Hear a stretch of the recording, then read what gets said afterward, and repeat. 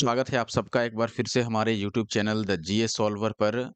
और आज की जो क्लास है दोस्तों, फिर से हम संपूर्ण आधुनिक भारत का इतिहास कवर करने वाले हैं। और ये जो टॉपिक है ये हम इस बुक से यानी बीपीएससी 2026 की पूर्वावलोकन की जो बुक है, जिसमें 71वीं बीपीएससी तक के क्वेश्चन शामिल हैं। और 2026 तक ये अपडेटेड है। 2026 इन द सेंस कि आप मान लो 2025 के लास्ट तक, आई थिंक सितंबर तक ये अपडेटेड है। तो 2025 तक आप सीधे तौर पर समझ सकते हैं बीपीएससी द्वारा जितने भी एग्जाम लिए गए हैं, सभी परीक्षाओं के क्वेश्चन यहाँ पर देखने को मिल जाएंगे। और इससे पहले मैंने 2 क्लासेज अपलोड कर रखी है, आप देख सकते हैं ये पार्ट 3rd है। और 2 क्लासेज लगभग मैंने डेढ़ घंटे की यानी कि ओवरऑल 3 घंटे की वीडियो अपलोड कर रखी है। अगर आपने नहीं देखी है, आप हमारे YouTube channel the GS solver पे जाइए और प्लेलिस्ट चेक कीजिए। फिलहाल हम आगे बढ़ेंगे और क्लास की पीडीएफ के लिए आपको एज़ यूजुअल हमारा Telegram group the GS solver join कर लेना है, जहां पर क्लासेस की पीडीएफ्स प्रोवाइड कराई जाती है। और 2026 में आप देखिएगा तो बीपीएससी के अलावा साइंस का और पॉलिटी का, ये दोनों बुक अभी घटना चक्र की तरफ से लॉन्च कर दिया गया है। अगर आप चाहते हैं कि उनका सोल्यूशन लाया जाए, तो साइंस और पॉलिटी में मैंने पहले से 2025 का जहां तक क्लास कराया है, उसके आगे ही सीधे कंटिन्यू करूंगा। और पहले जो क्लासेस हो चुकी हैं उनमें जो नए क्वेश्चन आए होंगे, उनकी एक अलग से वीडियो आपको देखने को मिल जाएगी। तो आप चाहते हैं उन सभी बुक्स का सॉल्यूशन, तो आप मुझे कमेंट बॉक्स में कमेंट कीजिएगा। फिलहाल मैं मॉडर्न हिस्ट्री को आगे लेके बढ़ रहा हूँ बीपीएससी की बुक से, ठीक है? अगर आपको वीडियो अच्छी लगे, वीडियो को लाइक कर दीजिए और दोस्तों के साथ शेयर भी किया कीजिए। अब आगे जो अपने पास टॉपिक है वो है आधुनिक भारत में शिक्षा का विकास। और इस क्रम में पहला प्रश्न है वुड डिस्पैच के बारे में। आप देखिएगा, सवाल है वुड के 1854 के प्रेषण के संबंध में निम्नलिखित कथनों पर विचार करना है। पहला कथन है इसमें, इसने उच्च अध्ययन के लिए शिक्षा के माध्यम के रूप में अंग्रेजी की सिफारिश की। देखिए 1800, अच्छा दूसरा पहले देख लीजिए। इसने महिला शिक्षा और व्यावसायिक प्रशिक्षण पर जोर दिया। 1854 में दोस्तों किसकी सरकार थी? आप या आप पूछें कि भारत का गवर्नर जनरल कौन था, तो देखिए 1800 लेकर 48 से 1848 से 1800 करीब-करीब 56 तक लॉर्ड डलहौजी था। किसकी शासन थी? डलहौजी की, आप ऐसे समझ सकते हैं। और डलहौजी के समय में ही एक घोषणा पत्र जारी किया गया, हालाँकि कोर्ट ऑफ डायरेक्टर द्वारा ये दिया गया था। लास्ट में वुड नाम के एक व्यक्ति थे, या वुड जो चार्ल्स वुड जो व्यक्ति था, उसने 1854 में भारत में शिक्षा संबंधी सुधारों को लेकर के एक घोषणा जारी किया, या घोषणा पत्र जारी किया, जिसको वुड का घोषणा पत्र या फिर इसी को वुड डिस्पैच बोला जाता है, वुड डिस्पैच। और इसमें था क्या? इसमें भारत में शिक्षा का सुधार किस प्रकार किया जाए? इसमें ये बोला गया कि जो छोटे क्लासेज हैं, उनको देसी भाषा में पढ़ाया जाए, यानी छोटे बच्चों की जो क्लासेज होंगी, निम्न स्तर की, वो देसी भाषा में होंगी। उच्च स्तरीय जो क्लासेज होंगी, यानी कि उच्च अध्ययन के लिए जो क्लासेज होंगी, उसको इंग्लिश के माध्यम से पढ़ाया जाए, यानी उसमें इंग्लिश को सिफ़ारिश किया गया। महिला शिक्षा, व्यावसायिक प्रशिक्षण पर जोर दिया गया। इसके अलावे आप देखेंगे कि उस समय यूनिवर्सिटीज़ नहीं थी, तो विश्वविद्यालय जो तीनों प्रेसिडेंसी थी उस समय, तीनों प्रेसिडेंसी कौन-सी? तीनों प्रेसिडेंसी कौन-कौन सी? एक तो बंगाल प्रेसिडेंसी, और दूसरा हो गया आपका मद्रास, और फिर तीसरा मुंबई। यानी कि उस समय बम्बई कह सकते हैं। बंगाल को कई बार कोलकाता भी कहा जाता है, तो कोलकाता प्रेसिडेंसी या बंगाल एक ही बात है। यहाँ पर है क्या कि तीनों में एक-एक विश्वविद्यालय खोलने की बात की गई थी वुड डिस्पैच में। और भी कई सारी चीज़ें थी, लेकिन आप देखेंगे, इतना बात सुन के आप ये तो समझ पाए होंगे कि वुड डिस्पैच के बारे में दोनों ही कथन यहाँ पर सही मालूम पड़ रहा है। और अगर दोनों सही है तो हम ऑप्शन डी को चूज़ करेंगे, means first and second both are correct. आप देखिएगा यहाँ पर 1854 ईस्वी में ईस्ट इंडिया कंपनी के लंदन स्थित कोर्ट ऑफ डायरेक्टर्स ने, यानी लंदन में जो कोर्ट ऑफ डायरेक्टर्स था, उन्होंने भारतीय गवर्नर जनरल लॉर्ड डलहौजी को शिक्षा के विषय में एक नोट भेजा, नोट लिखा, पत्र लिखा। और इसके प्रत्युत्तर में कंपनी के बोर्ड ऑफ कंट्रोल, यानी नियंत्रक मंडल जिसको कहा जाता था, उस समय उसका अध्यक्ष कौन था? Charles Wood. चार्ल्स वुड द्वारा जुलाई 1854 में एक नीति पत्र जारी किया गया, जिसको वुड डिस्पैच या वुड का नीति पत्र या घोषणा पत्र कहा जाता है। और इस पत्र में भारत में भावी शिक्षा के लिए एक व्यापक योजना तैयार किया गया था, जिसे भारत में अंग्रेजी शिक्षा का मैग्ना कार्टा कहा जाता है। ये इंपॉर्टेंट लाइन है, भारत में अंग्रेजी शिक्षा का मैग्ना कार्टा किसको कहा जाता है? वुड डिस्पैच को कहा जाता है। कारण है कि इसमें उच्च स्तरीय जो भी शिक्षा थी उसको अंग्रेजी में देने की बात की गई थी। वुड घोषणा पत्र ने निम्नलिखित सिफारिशें की, आप देखिए क्या-क्या। पहला है, उच्च शिक्षा का भाषा अंग्रेजी होगा और साथ में देसी भाषा के विकास को भी महत्व दिया गया छोटी क्लासेस के माध्यम। दूसरा था वुमेन एजुकेशन को लेकर के, यानी महिला शिक्षा और व्यावसायिक प्रशिक्षण की सिफारिश। तीसरा, लंदन विश्वविद्यालय के जैसे ही तीनों प्रेसिडेंसियों मीन्स कलकत्ता, मुंबई एंड मद्रास में एक-एक विश्वविद्यालय की स्थापना। And the last one is शिक्षकों के प्रशिक्षण के लिए अध्यापक प्रशिक्षण संस्थान की स्थापना की जाए ताकि शिक्षकों को ट्रेनिंग दिया जा सके। टीचर ट्रेनिंग इंस्टीट्यूट की स्थापना करने की बात की गई थी। अगला सवाल बीपीएससी का है, आप देखेंगे 17वीं बीपीएससी का। मैकाले ने भारतीय शिक्षा पर अपना प्रसिद्ध मिनट्स कब जारी किया था? 1835 में 12 फरवरी को, या फिर 12 फरवरी 1836, 2 फरवरी 1835 या 1 फरवरी 1835? भारत में शिक्षा को लेकर के या शिक्षा के भाषा को लेकर के काफ़ी विवाद रहा उस समय, क्योंकि अंग्रेज चाहते थे कि उनके हिसाब से सब चीज़ चले, यानी अंग्रेजी में चले। यहाँ के लोग चाहते थे कि देसी भाषा अपना चलता रहे, और ये विवाद काफ़ी ज़ोर-शोर से था। और ये जो समय देख रहे हैं ऑप्शंस में 1834, 35, 36, ये सब जो टाइम है ये अंग्रेजी या ब्रिटिश शासन का समय है, जब भारत में गवर्नर जनरल के द्वारा शासन चलाया जाता था, अंग्रेजी गवर्नर जनरल द्वारा। तो उस समय हुआ क्या था कि देखिए, भाषा के समस्या को लेकर के एक विधि सदस्य का चयन किया गया था बेंटिक के समय में। विलियम बेंटिक का जो टाइम था आपको पता होगा कि ये 1828 से 1833 या 35 के आसपास तक था। ये एक्यूरेट नहीं भी हो सकता है, आप एक बार देख लीजिएगा। और इसके बीच में ही 1834 के आसपास में मैकाले नाम का एक व्यक्ति था, लॉर्ड मैकाले।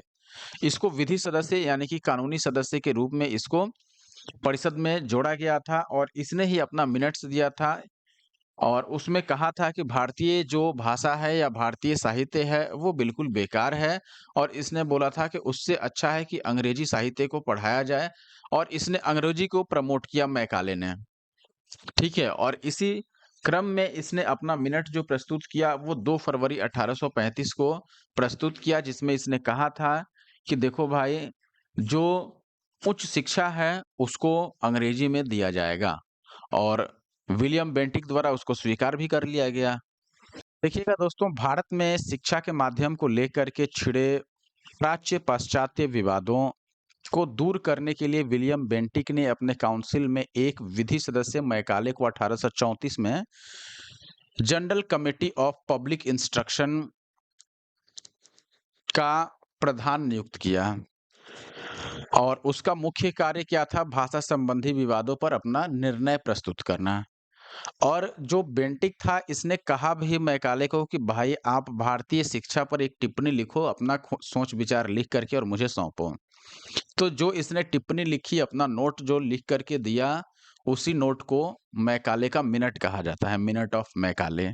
ठीक है, और ये दिया कब? मैकाले ने अपना नोट प्रस्तुत किया 2 फरवरी 1835 को, जो अपना प्रश्न था। देखिएगा यहाँ पर जो मिनट प्रस्तुत किया, अभी देख ही लिया आपने, 2 फरवरी 1835 को। इसमें भारतीय भाषा और साहित्य की तीखी आलोचना की गई थी, और मैकाले ने ये सुझाव दिया अपना, भारत में उच्च शिक्षा का माध्यम अंग्रेजी को बनाया जाना। और इसकी जो भी सिफारिशें थी मैकाले की, वो गवर्नर जनरल बेंटिक ने 7 मार्च 1835 को एक्सेप्ट कर लिया उसको। अगला सवाल अब आप देखिएगा, एक अच्छे यूरोपीय पुस्तकालय की एक अलमारी भारत तथा अरब के संपूर्ण साहित्य से अधिक मूल्यवान है, यह किसने कहा था? यानी कि एक अच्छा यूरोपीय पुस्तकालय का एक जो अलमारी है, समझिए, वो अलमारी भी भारत और अरब के पूरे साहित्य से अधिक अच्छा है, अधिक मूल्यवान है। ये किसने कहा था? ये मुख्य तौर पर आप देखिएगा तो भारतीय जो साहित्य है उसका बहुत ही कड़ा आलोचना इसको कहा जाएगा, और ये खुद मैकाले ही ने कहा था। मैकाले ने जब अपना मिनट प्रस्तुत किया, जो अभी हमने पढ़ा था कि 2 फरवरी को 1835 को मैकाले ने अपना मिनट प्रस्तुत किया, मैकाले मिनट। इसी में इसने ये घोषणा की थी और कहा था कि देखिए भारत का जो साहित्य है और अरब का वो इतना खराब है कि इससे अच्छा यूरोपीय पुस्तकालय की एक अलमारी भी हो सकती है और उस अलमारी में पड़ा एक किताब भी भारत के पूरे साहित्य से अच्छा हो सकता है।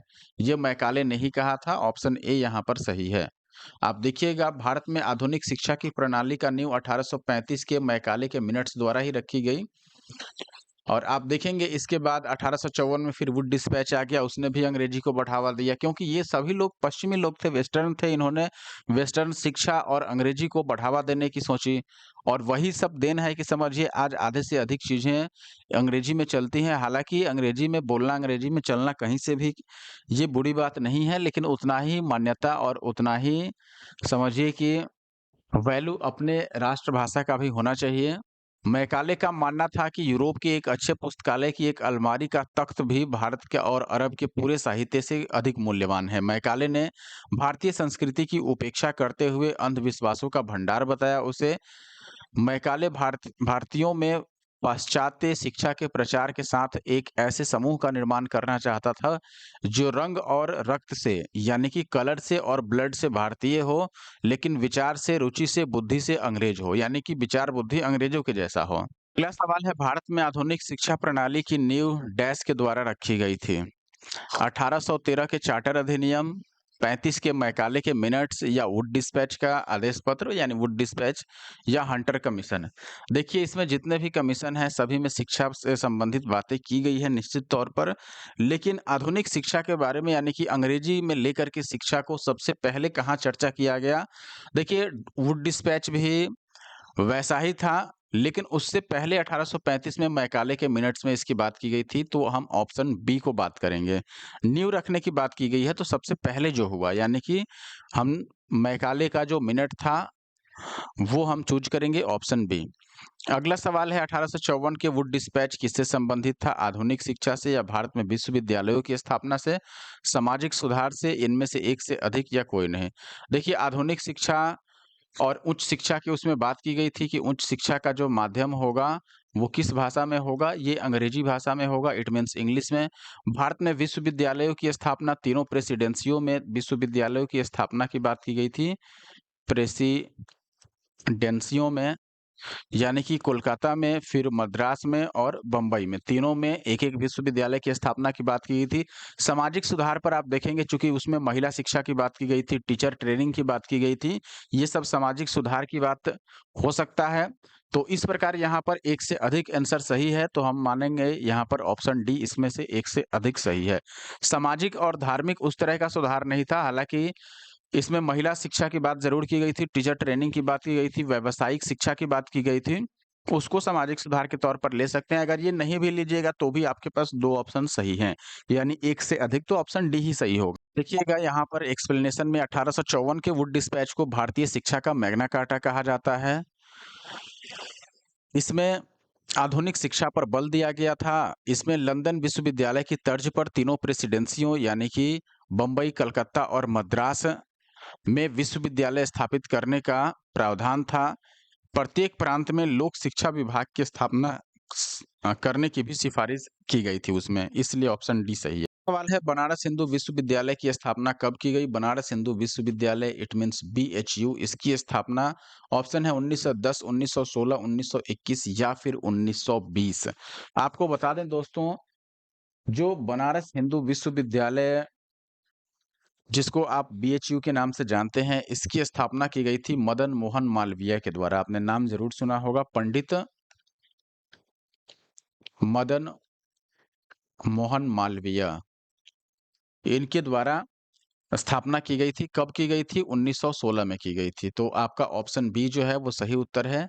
याद रखिएगा, आज भी बहुत चर्चित विश्वविद्यालय है बनारस हिंदू विश्वविद्यालय। इसकी स्थापना 1916 में पंडित मदन मोहन मालवीय ने की थी और इसकी स्थापना संसदीय विधान बीएचयू अधिनियम 1915 के अंतर्गत की गई थी।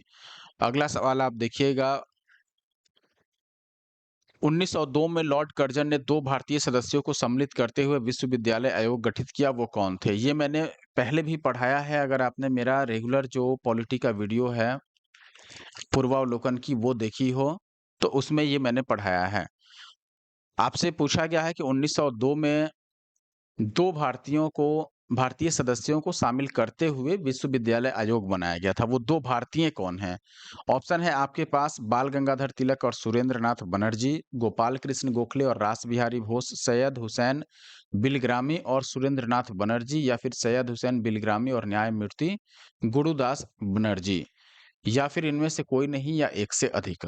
देखिए, विश्वविद्यालय अधिनियम बनाने के उद्देश्य से 1902 में जो उस समय का तत्कालिक आप बोलोगे गवर्नर जनरल था लॉर्ड कर्जन, 1905 तक रहा। 1905 में बंगाल विभाजन हुआ, इसके समय में ये सब आपको पता होगा। तो लॉर्ड कर्जन जो था, इसने 2 भारतीयों को मिलाते हुए, यानी कि बाकी यूरोपीय लोग थे, रेले उसकी अध्यक्षता कर रहे थे, जिस आयोग की यहाँ पर बात की जा रही है। तो एक विश्वविद्यालय आयोग बनाया गया जिसको सुझाव देना था किस बात पर? विश्वविद्यालय अधिनियम बनाने को लेकर के। तो इस आयोग में भारतीय 2 व्यक्ति कौन-कौन थे? वो थे सैयद हुसैन बिलग्रामी और न्यायमूर्ति गुरुदास बनर्जी। तो ऑप्शन सी यहाँ पर सही उत्तर है। आप अब एक्सप्लेनेशन देखिए यहाँ पर। वायसराय लॉर्ड कर्जन ने शैक्षिक सुधारों को के तहत 1902 में सर टॉमस रैले की अध्यक्षता में एक विश्वविद्यालय आयोग का गठन किया। इस आयोग के सदस्यों में 2 भारतीय सदस्य थे, जिनमें से पहले थे सैयद हुसैन बिलग्रामी, दूसरे थे न्यायमूर्ति गुरुदास बनर्जी। इस आयोग द्वारा दिए गए सुझावों के आधार पर ही भारतीय विश्वविद्यालय अधिनियम 1904 पारित किया गया था। अगला सवाल क्वेश्चन नंबर 8 है आपके सामने। यहाँ पर आपसे पूछा गया है, डैश ने सन 1904 में भारतीय विश्वविद्यालयों पर कड़े नियंत्रण लागू करते हुए भारतीय विश्वविद्यालय अधिनियम पारित किया। 1904 में किसका समय था? लॉर्ड कर्जन का। ये पिछले क्वेश्चन में भी हमने देखा था। तो लॉर्ड कर्जन के समय में ही विश्वविद्यालय अधिनियम पारित हुआ था। आप देखिएगा 1899 से 1905 तक लॉर्ड कर्जन वायसराय रहा भारत का, और उसने उसने अपने शासनकाल के दौरान शैक्षिक सुधारों के लिए वर्ष 1902 में सर टॉमस रैले की अध्यक्षता में एक विश्वविद्यालय आयोग का गठन किया। आयोग द्वारा दिए गए सुझावों के आधार पर 1904 में भारतीय विश्वविद्यालय अधिनियम पारित किया गया। इस अधिनियम के आधार पर विश्वविद्यालय पर सरकारी नियंत्रण बढ़ गया, और सरकार उस समय किसकी थी? ब्रिटिशों की, यानी अंग्रेजों की। तो उनका नियंत्रण बढ़ गया। लॉर्ड कर्जन द्वारा किस वर्ष इंडियन यूनिवर्सिटीज एक्ट यानी भारतीय विश्वविद्यालय अधिनियम पारित किया गया था? 1902 में उसने किसको बनाया? आयोग को बनाया, और आयोग ने अपना अधिनियम पारित करने के लिए फैसला कब सुनाया? 1904 में। तो ऑप्शन सी जो है वो सही उत्तर है। सवाल बहुत ही अच्छा। 1817 में कलकत्ता में हिंदू कॉलेज की स्थापना किसने की थी? हेनरी विवियन डेरोजियो, या फिर डेविड हेयर, या फिर जोनाथन डंकन, या उपयुक्त में से एक से अधिक, या इनमें से कोई नहीं। ऐसे तो 1837 में जो कलकत्ता में हिंदू कॉलेज की स्थापना हुई, इसमें कोई एक व्यक्ति नहीं था। लेकिन अगर अंग्रेजों में पूछिएगा तो डेविड हेयर पहला नाम आता है। बाकी भारतीय लोग थे इसमें। उस समय के जाने-माने राजा राममोहन राय का भी योगदान रहा है। लेकिन मुख्य तौर पर यहाँ पर ऑप्शंस में आप देख रहे हैं, भारतीयों की बात नहीं की जा रही है, तो हम ऑप्शन बी को चूज़ करेंगे, डेविड हेयर, जो जुड़े हुए थे निश्चित तौर पर और एक मुख्य व्यक्ति रहे। इनका बहुत अच्छा योगदान रहा। 1817 में कलकत्ता में जो हिंदू कॉलेज की स्थापना हुई थी, इसमें देखिए महाराजा राधाकांत देव, फिर डेविड हेयर, राधाकांत देव तो हो ही गया, दीवान वैद्यनाथ मुखर्जी, इन सभी ने उसमें सहयोग किया था। राजा राममोहन राय भी इस कॉलेज की स्थापना से जुड़े हुए व्यक्ति हैं। तो अंग्रेजों में डेविड हेयर आप नाम याद रख सकते हैं। अगला सवाल क्वेश्चन नंबर 11, इसमें आपसे क्या पूछा गया है? 17वीं बीपीएससी का है। कलकत्ता में फोर्ट विलियम कॉलेज की स्थापना के बारे में आपको बताना है। 1802 में भारतीय भाषाओं में ऐतिहासिक शोध के लिए की गई थी, या 1802 में भारतीय संस्कृति और परंपरा को समझने के लिए की गई थी, या 1800 ईस्वी में केवल भारतीय सिविल सेवकों को प्रशिक्षित करने के लिए की गई थी, या 1800 ईस्वी में सिविल सेवकों को भारतीय भाषाओं में प्रशिक्षित करने के लिए की गई थी? सही उत्तर है दोस्तों, जो सिविल सेवक थे, चूंकि उनको भारत में ही काम करना था, तो उनको भारतीय भाषाओं में प्रशिक्षित करने के लिए सन 1800 में कलकत्ता में फोर्ट विलियम कॉलेज की स्थापना की गई थी। तो सन 1800 में इसकी स्थापना हुई थी, आपको याद रखना है। कलकत्ता में ईस्ट इंडिया कंपनी के तत्कालिक गवर्नर जनरल वेलेज़ली द्वारा फोर्ट विलियम कॉलेज की स्थापना की गई। फोर्ट विलियम कॉलेज के गठन से संबंधित कानूनी प्रशासनिक विनियम 10 जुलाई 1800 ईस्वी को स्वीकार किया गया, जबकि कॉलेज की औपचारिक स्थापना जो हुई वो मई में ही हो गई, 4 मई सन 1800 को। इस कॉलेज की स्थापना का मुख्य उद्देश्य क्या था? ब्रिटिश सिविल सेवकों, यानी जो ब्रिटिश थे और सिविल सेवक थे, अब उनको चूंकि काम करना है भारत में, तो भारतीय लोगों का भाषा तो आना चाहिए। तो इनको भारत में प्रशासन हेतु फारसी और हिंदुस्तानी भाषाओं में शिक्षा देने के लिए विलियम फोर्ट कॉलेज की स्थापना की गई। क्वेश्चन देखिए यहाँ पर, क्वेश्चन नंबर 12 है, नेशनल काउंसिल ऑफ एजुकेशन की स्थापना कब की गई? देखिए, नेशनल काउंसिल ऑफ एजुकेशन यानी कि हिंदी में बात कीजिए तो इसको बोलेंगे राष्ट्रीय शिक्षा परिषद। तो यहाँ पर सवाल यही है कि राष्ट्रीय शिक्षा परिषद की स्थापना कब करी गई? अगर वर्ष में देखिए तो 1905 से ही बात चल रहा था, कई सम्मेलन हुए राष्ट्रीय शिक्षा परिषद के गठन करने को लेकर के, और फाइनली 1906 में राष्ट्रीय शिक्षा परिषद का गठन हुआ, यानी उसकी स्थापना करी गई। तो ऑप्शन डी जो है वो यहाँ पर सही उत्तर है। और अब ये स्थापना कहाँ की गई थी? इसकी स्थापना की गई थी कोलकाता में, क्योंकि आपको पता है पहले राजधानी उधर ही थी, बाद में राजधानी जो है वो ट्रांसफर करके दिल्ली लाई गई, तो इसीलिए इसकी स्थापना भी कोलकाता, या फिर उस समय कलकत्ता कहा जाता था, तो कलकत्ता में की गई थी। आप देखिएगा, राष्ट्रीय शिक्षा के क्षेत्र में सबसे पहले 8 नवंबर 1905 को रंगपुर नेशनल स्कूल की स्थापना की गई।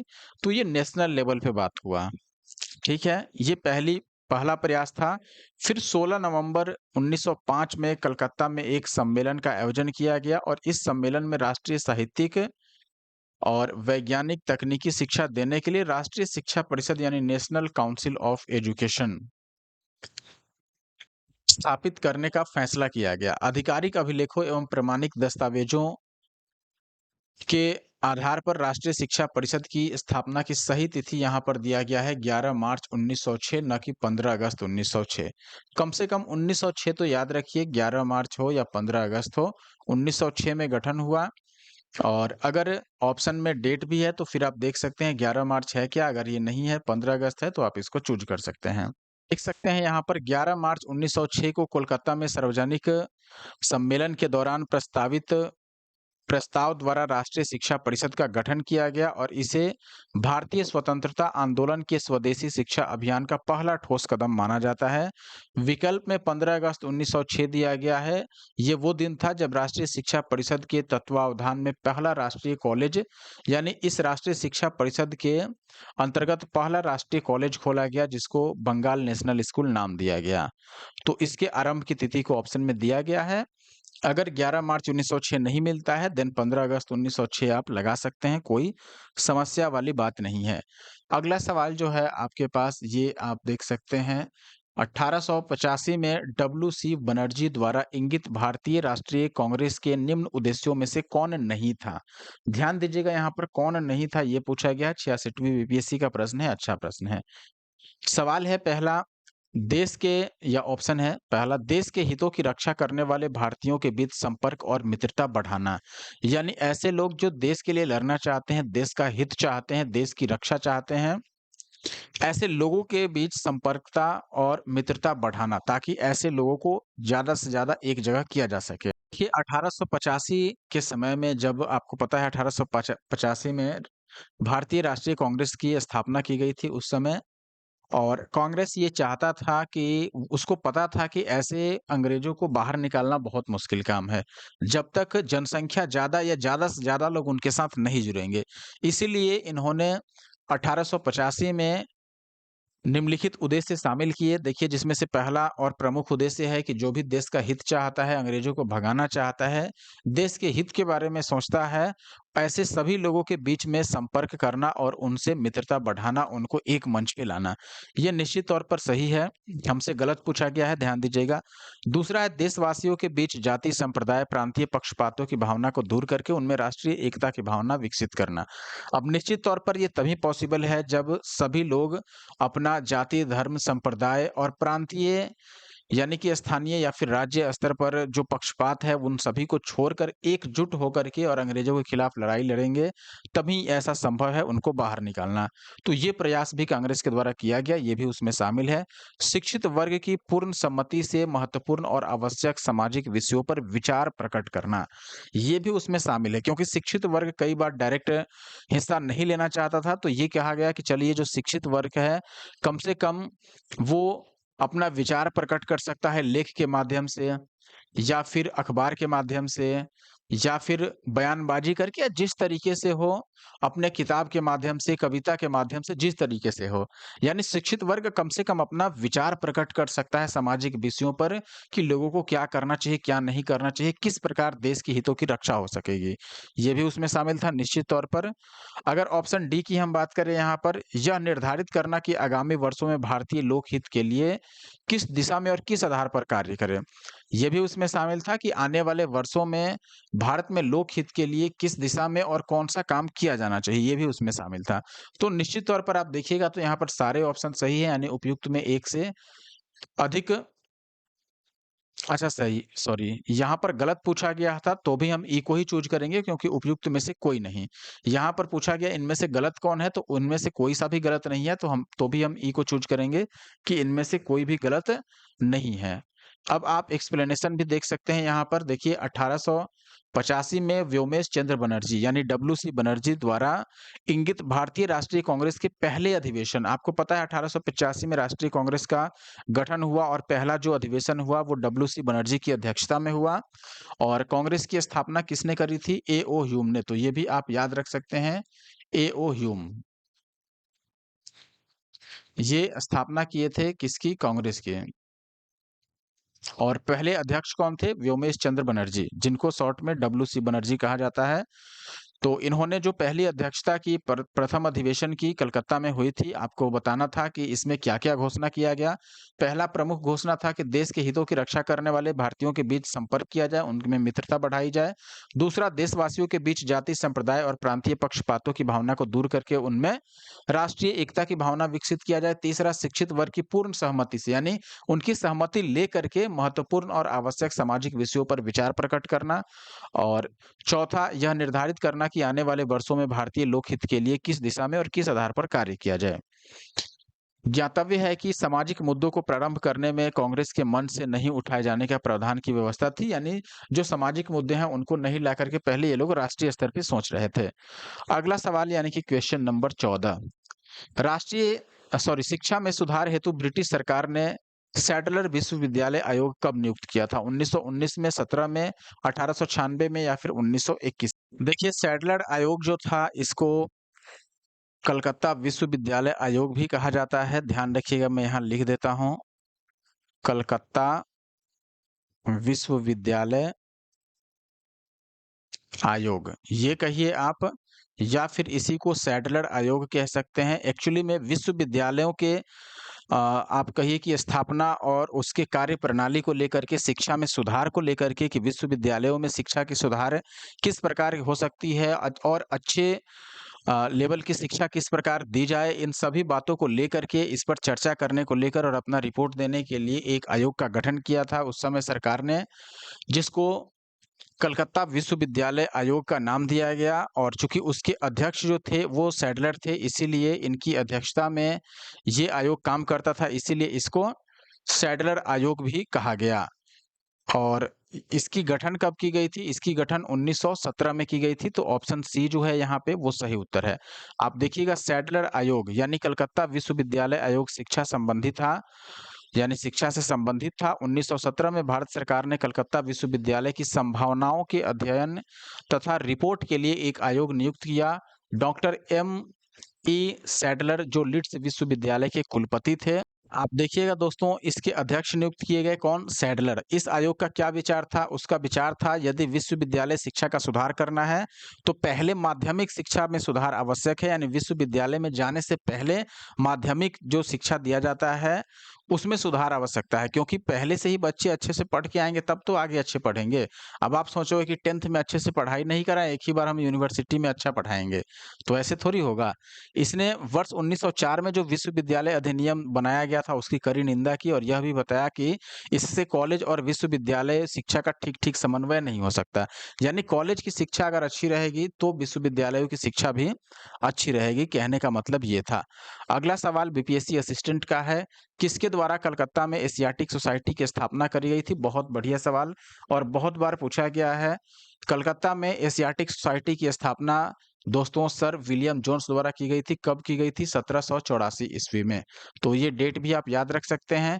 कलकत्ता में एशियाटिक सोसाइटी की स्थापना 1784 में सर विलियम जोन्स द्वारा की गई थी। इस संस्था के तहत कई महत्वपूर्ण भारतीय ग्रंथों का अंग्रेजी में अनुवाद किया गया था। इसके बाद अब आधुनिक भारत में प्रेस का विकास यहाँ से शुरू होता है। में पहला प्रश्न जो है दोस्तों, भारत में मीडिया को नियंत्रित करने के लिए एक्ट कब पारित किए गए थे या फिर कब-कब पारित किए गए थे? 1835, 67, 78 और 1908 और ऐसे ही यहाँ पर बाकी सारे ऑप्शंस आप देख सकते हैं। देखिए सबसे पहले मैं बता दूँ कि अगर सबसे पहले कोई एक्ट आया मीडिया को लेकर के और मीडिया में प्रेस भी आता है, यानी कि जो अ, अखबार वगैरह होते हैं, पेपर होता है, वो सब भी मीडिया का ही एक स्रोत है आप कहिए। तो प्रेस को लेकर के अगर बात किया जाए तो निश्चित तौर पर 1835 में ही पहला प्रेस एक्ट पहले आया हुआ था। उसके बाद धीरे-धीरे उसको चेंज करके फिर 67 में लाया गया, 78 और 1908 में। तो इस हिसाब से ऑप्शन ए सही माना जाएगा।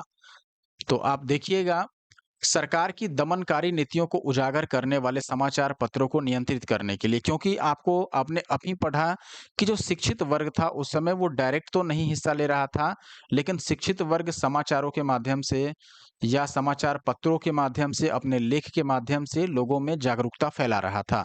तो उसी प्रकार जैसे अब देखिए राजा राम मोहन राय को ले लीजिए, कई सारे ऐसे पढ़े लिखे उस समय के महान लोग थे जो अपने लेख के माध्यम से अपने दैनिक या साप्ताहिक पत्रिका के माध्यम से अंग्रेजों की और ब्रिटिश गवर्नमेंट की जो भी बुराइयां थी उसको उजागर कर रहे थे, लोगों में समानता का भाव रहे थे, राष्ट्रीय एकता को बनाने की कोशिश कर रहे थे और ये कहीं ना कहीं समझिए कि ब्रिटिश सरकार को अच्छा नहीं लगा। उनको पता था कि इस सबसे जनता जागरूक होगी तो अंततः नुकसान उन्हीं को होगा। इसीलिए इन सबको नियंत्रित करने के लिए, समाचार पत्रों को नियंत्रित करने के लिए 1835 में प्रेस एक्ट लाया गया और इसमें क्या था, ये हम बाद में देखेंगे। लेकिन इसके बाद पुनः प्रेस और पुस्तकों का पंजीकरण अधिनियम लाया गया, 1867 पारित किया गया। लॉर्ड लिटन ने 1878 में वर्नाक्युलर प्रेस एक्ट पारित किया गया और वर्नाक्युलर जो प्रेस एक्ट था वो काफ़ी उस समय चर्चा में रहा, क्योंकि इसमें क्या था 1878 में जो वर्नाक्युलर प्रेस एक्ट आया, इसके तहत बिना सरकार की इजाज़त के कोई भी पत्र नहीं निकाला जा सकता, अखबार भी नहीं। सरकार से इजाज़त लीजिए तब आप अखबार में छापिएगा। मतलब यहाँ पर समाचार छापने की बात नहीं की जा रही है, पत्र या आप समझिए कि साप्ताहिक या फिर मासिक पत्रिका निकालने की बात की जा रही है। नहीं, अगर आपको छापना है पहले सरकार से इजाज़त लीजिए और ध्यान ये भी देना है कि उसमें अंग्रेजी सरकार की आलोचना नहीं होनी चाहिए। ठीक है? अगर अंग्रेजी सरकार की आलोचना की जाती थी तो उसको तुरंत ही बंद करवा दिया जाता था। इसके अतिरिक्त प्रेस पर नियंत्रण का एक्ट लॉर्ड मिंटो ने 1908 में पारित किया था, जिसके तहत ऐसे किसी भी प्रकाशन को जब्त करने का अधिकार सरकार के पास था, जिसमें सरकार के खिलाफ जनभावना को भड़काने का आरोप हो, यानी कि जिसमें सरकार के खिलाफ जनता को भड़काया गया हो, वैसे सभी समाचार पत्रों को जब्त या फिर उसको बंद किया जा सकता था सरकार के द्वारा। अब अगला सवाल है कि वर्नाक्युलर प्रेस एक्ट को रद्द किसने किया? वर्नाक्युलर प्रेस एक्ट आया कब? आया 1878 में। आपने देखा किसके समय में आया? लॉर्ड लिटन के समय में। लॉर्ड लिटन के समय में। तो इसको रद्द किसने किया? लिटन ने तो नहीं रद्द किया, इसको रद्द किया लॉर्ड रिपन ने। तो सही आंसर क्या होगा दोस्तों? ऑप्शन ए यानी लॉर्ड रिपन ने। और कब रद्द किया? इसको रद्द किया 1882 में। तो ये याद रखना है आपको टाइमिंग। देखिए दोस्तों, लॉर्ड रिपन ने 1882 में वर्नाक्युलर प्रेस एक्ट को रद्द कर दिया और भारतीय भाषाओं के समाचार पत्रों को अंग्रेजी भाषा के समाचार पत्रों के समान ही स्वतंत्रता दे दी। देखिए वर्नाक्युलर प्रेस एक्ट में सबसे बड़ी बात यही थी कि अंग्रेजी भाषा के समाचार पत्रों को ज़्यादा छूट थी, उसके लिए ज़्यादा अपॉर्चुनिटीज थी, लेकिन जो भारतीय भाषा या देसी भाषा में समाचार पत्र निकलते थे उन पर काफ़ी दबाव था, काफ़ी रोक था और बुरी तरीके से उनको अस्त व्यस्त किया गया लॉर्ड लिटन के द्वारा। कारण क्या था कि भारतीय भाषा सभी जनता के समझने लायक था। गाँव, गली, शहर सभी जगह के लोग भारतीय भाषा या देसी भाषा में जो समाचार पत्र निकलता था उसको पढ़ सकते थे और ख़ास करके उस समय जो समाचार पत्र लिखने वाले लोग थे वो बिल्कुल जेन्युइन और राष्ट्र हित के बारे में सोचते थे। डरते नहीं थे अंग्रेजों से, ऐसा नहीं कि मीडिया है तो कुछ भी लिख दिया, किसी भी तरह का लिख दिया, किसी से डर गया, ऐसा नहीं। उस समय बिल्कुल जेन्युइन चीज़ें लिखी जाती थी, खासकर जो देसी भाषा और भारतीय भाषा में अखबार निकलता था और उन्हीं सब को दबाने के लिए Vernacular Press Act Lord Lytton द्वारा 1878 में लाया गया था। लॉर्ड लिटन का जो कार्यकाल था, लिटन का ये 1876 से ही शुरू हुआ और 1880 तक चला और इसी बीच 1878 में इसने वर्नाक्युलर प्रेस एक्ट लाया और इसमें पूरी तरीके से समझिए तो भारतीय भाषा या भारतीय समाचार पत्रों पर रोक लगाने का प्रयास किया गया, ज़बरदस्ती रोका गया कि नहीं आप नहीं ला सकते हैं। ऐसा कोई भी समाचार पत्र नहीं लाने दिया जा रहा था, जिसमें सरकार की आलोचना की गई हो यानी कि अंग्रेजी सरकार के बारे में भला-बुरा कहा गया हो या उसके खिलाफ लोगों को भड़काया गया हो। लेकिन जब लॉर्ड रिपन का कार्यकाल आया लिटन के बाद, तो रिपन ने कहा कि नहीं ऐसा नहीं होगा, सभी समाचार पत्रों को एक समान स्वतंत्रता दी जाए, चाहे वो भारतीय भाषा के हो या अंग्रेजी भाषा के हो। इसीलिए इनको कई बार भारतीय प्रेस का मुक्तिदाता भी कहा जाता है। आप देखिएगा यहाँ पर वर्नाक्युलर प्रेस एक्ट 1878 में लॉर्ड लिटन के कार्यकाल में लाया गया। इनका कार्यकाल 1876 से 80 था। इसमें देखिएगा इस अधिनियम को मुंह बंद करने वाला अधिनियम कहा गया। क्या कहा गया दोस्तों? मुंह बंद करने वाला अधिनियम। क्यों कहा गया? आपको पता है, मैंने आपको बताया ही क्या कारण था इसका। इस अधिनियम का सबसे घिनौना पक्ष क्या था? इसके अनुसार देसी भाषा और अंग्रेजी भाषा के समाचार पत्रों में भेदभाव किया गया था और इसमें अपराधी को अपील करने का अधिकार नहीं था। यानी कि मान लो आपका अगर समाचार पत्र है या आप पत्रिका के मालिक हैं और आपकी पत्रिका में अंग्रेजी सरकार के विरोध में कोई शब्द लिख दिया गया है, कोई ऐसा पैराग्राफ लिख दिया गया है जिससे सरकार की आलोचना हो रही है, तो पहली बात आपके प्रेस को जब्त किया जाएगा, बंद किया जाएगा, आपको सज़ा भी होगी और आपको उसके विरोध में अपील करने का कोई अधिकार नहीं रहेगा। यानी कि जिसको पकड़ा जाएगा, जिसको जब्त किया जाएगा, जिसका समाचार एजेंसी, उसको अपने पक्ष में बात रखने का कोई मौका नहीं दिया जाएगा। इस एक्ट द्वारा किसी भी जिले का कोई मजिस्ट्रेट या किसी नगर के प्रेसिडेंसी, नगर के पुलिस आयुक्त जिसकी स्थानीय अधिकार सीमा के अंतर्गत कोई समाचार मुद्रित तथा प्रकाशित किया जाता है, यह उसको अधिकार था कि वह किसी भी भारतीय भाषा के समाचार पत्र से बंद पत्र यानी बॉन्ड पर हस्ताक्षर करवा ले कि वह कोई भी ऐसी सामग्री नहीं छापेगा जो सरकार विरोधी हो।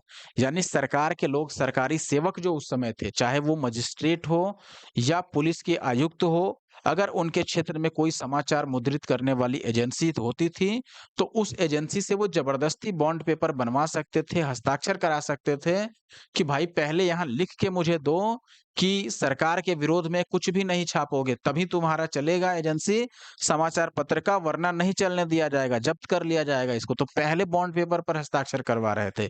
यानी ये जबरदस्ती वाला कानून था, इसीलिए इसको मुंह बंद करने वाला कानून कहा गया है। किसको? वर्नाक्युलर प्रेस एक्ट को।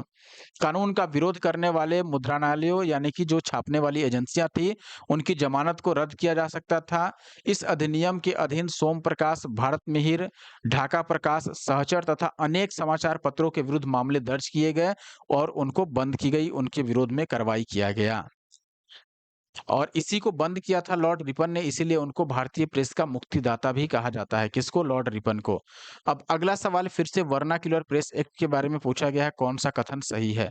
आप कथन देखिए वन बाय वन। पहला कथन है, इसे लॉर्ड लिटन द्वारा लाया गया था। निश्चित तौर पर 1878 में लॉर्ड लिटन द्वारा लाया गया था। इसे गैंगिंग अधिनियम कहा गया, बिल्कुल कहा गया गैंगिंग अधिनियम, दबाने वाला अधिनियम, मुंह बंद करने वाला अधिनियम, कई सारा नाम दिया गया। इस अधिनियम को लॉर्ड रिपन ने निरस्त किया, बिल्कुल सही उत्तर है। लॉर्ड रिपन ने 1882 में उसे निरस्त किया। याद कैसे रखोगे? देखो लिटन लिटन ये वर्नाक्युलर प्रेस एक्ट को लाया, तो लाया ल से शुरू हो रहा है, तो लिटन भी ल से शुरू हो रहा है। अच्छा, रिपन रिपन ने क्या किया? उसको रोका, तो रोका भी र से शुरू हो रहा है और रिपन भी र से शुरू हो रहा है। तो इससे कंफ्यूज नहीं होना, लाया लिटन और रोका रिपन। बस याद रखना है 1882 में रोका गया और 1878 में लाया गया। आई होप कि ये आप याद रखेंगे। तो यहाँ से आप देख रहे हैं कि तीनों ही कथन सही है, तो हम ऑप्शन ए को चूज़ करेंगे विदाउट एनी कन्फ्यूज़न।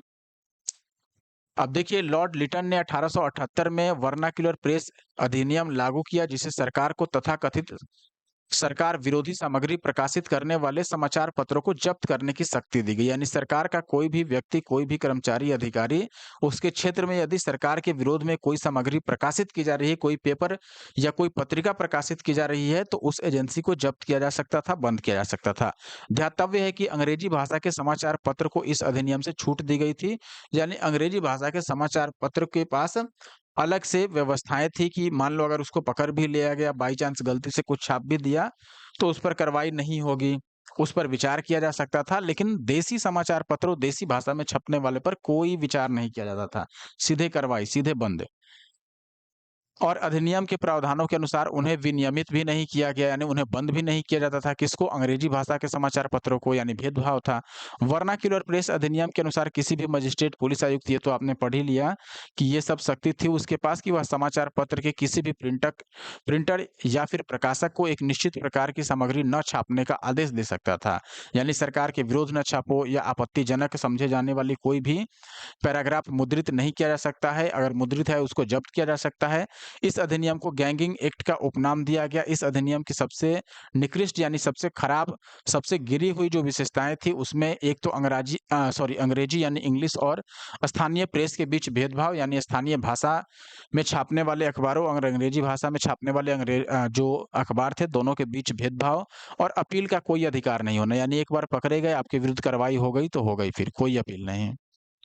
वीपीए के तहत सोम प्रकाश, वीपीए यानी वर्नाक्युलर प्रेस एक्ट के तहत सोम प्रकाश, भारत मिहिर, ढाका प्रकाश और अन्य समाचार पत्रों के खिलाफ कार्यवाही शुरू की गई थी। विदित हो कि इस कानून को 1882 में वायसराय के रूप में लिटन के उत्तराधिकारी लॉर्ड रिपन, जिनका कार्यकाल 1880 से 84 तक रहा, इनके द्वारा निरस्त किया गया। अगला सवाल है, वर्नाक्युलर प्रेस एक्ट ने भारतीय भाषाई समाचार पत्रों की स्वतंत्रता पर गंभीर प्रतिबंध लगा दिए। यह किस वर्ष पारित किया गया था? 1878 में पारित किया गया था। 78 में लॉर्ड लिटन के समय में वर्नाक्युलर प्रेस एक्ट को पारित किया गया था। इस कानून के अनुसार एक स्थानीय भाषा के समाचार पत्र के संपादक को प्रकाशन से पहले पुलिस द्वारा सामग्री यानी समाचार पत्र की समीक्षा करवानी होती थी कि वो छापने लायक है या फिर नहीं है, या फिर आप क्या छापेंगे उसमें, ये सब बताना होता था। निम्न अखबारों में से कौन सा मुख्यतः उदारवादियों की नीतियों का प्रचारक था? New India, leader, young India या फिर फ्री प्रेस जनरल? अब देखिए यहाँ पर सबसे पहले तो पूछा गया है जिसमें उदारवादियों की नीतियों का प्रचार किया गया हो। अब यहाँ पर न्यू इंडिया की बात की जाए, महात्मा गांधी तो यंग इंडिया के राइटर थे, या यंग इंडिया जो था ये महात्मा गांधी द्वारा शुरू किया गया था, महात्मा गांधी। न्यू इंडिया जो था ये एनी बेसेंट द्वारा शुरू किया गया था। एनी बेसेंट बेसिकली ये होम रूल लीग से संबंधित थी और न्यू इंडिया भी होम रूल लीग से संबंधित था। लीडर जो है या द लीडर आप कहिए, ये मदन मोहन मालवीय के प्रयासों से इसको शुरू किया गया था, और लीडर में उदारवादी लोगों की विचारधाराएं छपती थी। और जो मदन मोहन मालवीय थे वो भी खुद उदारवादी नेता थे। उदारवादी का मतलब जो ये चाहते थे कि अंग्रेजों के विरुद्ध लड़ाई लड़के नहीं हम अपनी आज़ादी को पा सकते हैं, बल्कि याचिका के माध्यम से या फिर कानूनी प्रक्रिया द्वारा या फिर शांतिपूर्ण तरीके से उनसे वार्ता करके, शांति वार्ता करके, और फिर हम अपना जो है वो अधिकार प्राप्त कर सकते थे। इसके विरुद्ध जो उग्रवादी थे या फिर जो नरमपंथी लोग थे जैसे बाल गंगाधर तिलक थे, उनके साथ में बाकी जो लोग जुड़े हुए थे वो चाहते थे कि नहीं, ऐसे इनके आगे हाथ फैलाने से नहीं होगा, शांति वार्ता कुछ नहीं होता है, याचिका करने से कुछ नहीं होगा, इनके खिलाफ लड़ाई लड़ो, स्वदेशी आंदोलन करो, इनकी वस्तुओं को खरीदना बंद करो, अपनी वस्तुओं को बेचना बंद करो, और ऐसे करके वो चाहते थे। तो जो उदारवादी लोग थे उनके प्रमुख नेता एक ये भी माने जाते हैं मदन मोहन मालवीय, इनका एक महत्वपूर्ण योगदान माना जाता है। जो द लीडर करके अखबार छपता था वो। फ्री प्रेस जर्नल 1928 में प्रारंभ किया गया, ये मुंबई से छपता था, अंग्रेजी में छपने वाला अखबार था। तो यहाँ सही उत्तर है लीडर, क्योंकि हमसे पूछा गया था कि उदारवादियों की नीतियों का प्रचारक कौन था, किसमें उदारवादियों की नीतियाँ छपती थी, लीडर में। तो ऑप्शन बी सही है। आप देखिएगा फ्री प्रेस जनरल 1928 में एस सदानंद द्वारा स्थापित एक दैनिक अंग्रेजी समाचार पत्र है, जिसका प्रकाशन मुंबई से किया गया। यंग इंडिया साप्ताहिक पत्रिका थी, जिसे महात्मा गांधी प्रकाशित करते थे। मदन मोहन वालिया जी के प्रयासों से अंग्रेजी दैनिक समाचार पत्र द लीडर की स्थापना हुई। वह उदारवादी दल के नेता थे और इसके माध्यम से उदारवादी अपनी नीतियों का प्रचार करते थे। जो भी उदारवादी नेता थे वो अपनी नीतियों को इसमें छापते थे। निम्न में से कौन सा एक राष्ट्रवादी समाचार पत्र नहीं था? द हिंदू, बंगाली, दी महरता या द टाइम्स ऑफ इंडिया? उपयुक्त में से कोई नहीं या इनमें से एक से अधिक? देखिए, द टाइम्स ऑफ इंडिया जो था ये एक राष्ट्रवादी पत्र नहीं था, इसीलिए ऑप्शन डी जो है यहाँ पर वो सही उत्तर है। क्योंकि द टाइम्स ऑफ इंडिया जो था ये ब्रिटिश सरकार का समर्थन करता था। ये किसका समर्थन करता था? जो ब्रिटिश गवर्नमेंट था, ब्रिटिश सरकार, इसका ये समर्थन करता था। उसका समर्थन करने का मतलब कि राष्ट्रवादी नहीं है, अपने राष्ट्र का समर्थन नहीं कर रहा है। बाकी द हिंदू आप देख लीजिए या बंगाली देख लीजिए या आप महराता, महराता का मतलब मराठा से है यहाँ पर, मराठा। तो ये सभी जो है इनको प्रमुख राष्ट्रवादी समाचार पत्रों के अंतर्गत रखा गया है। तो निश्चित तौर पर यहाँ पर ऑप्शन डी जो है ये एक राष्ट्रवादी समाचार पत्र नहीं था। The times of India British सरकार का समर्थक था, न कि राष्ट्रवादी। और बाकी के जो समाचार पत्र यहाँ पर ऑप्शन में आप देख रहे हैं वो सभी राष्ट्रवादी समाचार पत्र थे। अगला सवाल है, एशियाटिक सोसाइटी ऑफ बंगाल की स्थापना किसके द्वारा की गई थी? तो ये हमने अभी देख ही लिया था किसी क्वेश्चन में। बंगाल में एशियाटिक सोसाइटी की स्थापना किसने की थी? विलियम जोन्स ने। विलियम जोन्स सही आंसर होगा यहाँ पर। कब की थी? 1784 में। ये भी मैंने बताया था आपको। देख सकते हैं दोस्तों यहाँ पर option C, it means sir William Jones सही आंसर है। एशियाटिक सोसाइटी ऑफ बंगाल की स्थापना सर विलियम जोन्स की पहल पर 1884 में की गई। सोसाइटी का नाम पिछली 2 शताब्दियों के दौरान कई बदलावों से गुजरा, जैसे कि the Asiatic Society of Bengal, फिर आप देखिएगा the Royal Asiatic Society of Bengal, फिर जुलाई 1951 से इसे सीधे सीधे एशियाटिक सोसाइटी का नाम दिया गया और 1984 में आप देखिएगा एशियाटिक सोसाइटी को भारतीय संसद के एक अधिनियम के तहत राष्ट्रीय महत्व के संस्थान के रूप में दर्जा प्राप्त किया गया। अगला सवाल है, 1784 में एशियाटिक सोसाइटी बंगाल किसने शुरू किया? विलियम जोन्स ने। तो सेम क्वेश्चन है। नेक्स्ट क्वेश्चन है आपके पास, मुद्रण यंत्र को भारत में 16वीं सदी के मध्य में पहली बार कौन लाया? मुद्रण यंत्र यानी छापने वाला यंत्र किसके द्वारा लाया गया? हॉलैंड के कपड़ा व्यापारियों द्वारा या फिर ब्रिटेन के व्यापारियों द्वारा, पुर्तगाली मिशनरी द्वारा या फिर अरबी पांडुलिपि लेखकों द्वारा? सही उत्तर है दोस्तों पुर्तगाली मिशनरी, पुर्तगालियों द्वारा लाया गया था मुद्रण यंत्र को। आप देखिएगा भारत में 16वीं सदी के मध्य में मुद्रण यंत्र को पहली बार पुर्तगाली जेसुइट मिशनरी जो थे वो गोवा में लेकर के आए थे। तो यहाँ पर याद रखिएगा पुर्तगाली सही आंसर है। अगला सवाल है, राष्ट्रवादियों के दैनिक समाचार पत्र द इंडियन नेशन का प्रकाशन कब प्रारंभ हुआ? द इंडियन नेशन जो था दोस्तों ये एक दैनिक समाचार पत्र था। दैनिक का मतलब डेली छपता था। कुछ साप्ताहिक होते थे जो प्रति सप्ताह एक बार छपते थे, कुछ मासिक होते थे। तो ये दैनिक समाचार पत्र था और ये खुद पटना से प्रकाशित होता था। द इंडियन नेशन कहाँ से प्रकाशित होता था? पटना से। और कब से ये प्रारंभ हुआ? ये 1931 से प्रारंभ हुआ था। तो ऑप्शन बी जो है दोस्तों वो सही उत्तर है। आप देखिए द इंडियन नेशन एक स्वतंत्र राष्ट्रवादी दैनिक समाचार पत्र था जो newspaper and publication private limited द्वारा बिहार की राजधानी पटना से प्रकाशित किया जाता था। इस दैनिक समाचार पत्र का प्रकाशन वर्ष 1931 से प्रारंभ हुआ।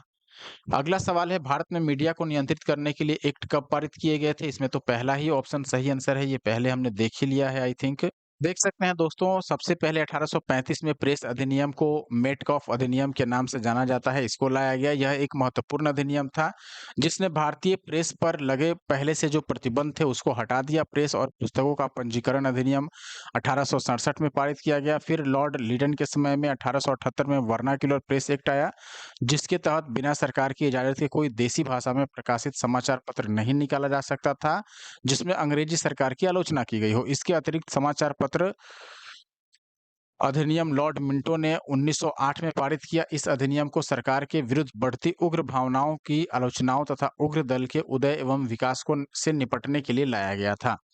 इन सभी पर रोक लगाया गया था उसमें।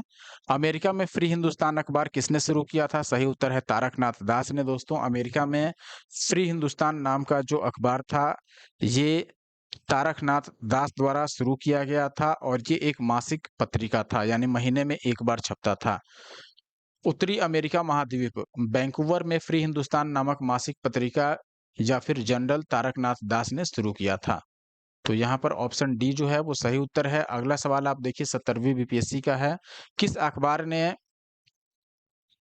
भारतीय राष्ट्रीय कांग्रेस की संभावित भविष्य की भूमिका के बारे में निम्नलिखित लिखा? यानी कि जो भारतीय राष्ट्रीय कांग्रेस था उसके बारे में लिखा कि यह जो है यह हमारे देश की भावी संसद का केंद्र है और हमारे देशवासियों के लिए अकल्पनीय परिमाण की भलाई की ओर ले जाएगा। द इंडियन मिरर ने ऐसा लिखा था, या द न्यूयॉर्क टाइम्स ने, या फिर द टाइम्स ऑफ इंडिया ने, या इनमें से कोई एक से अधिक?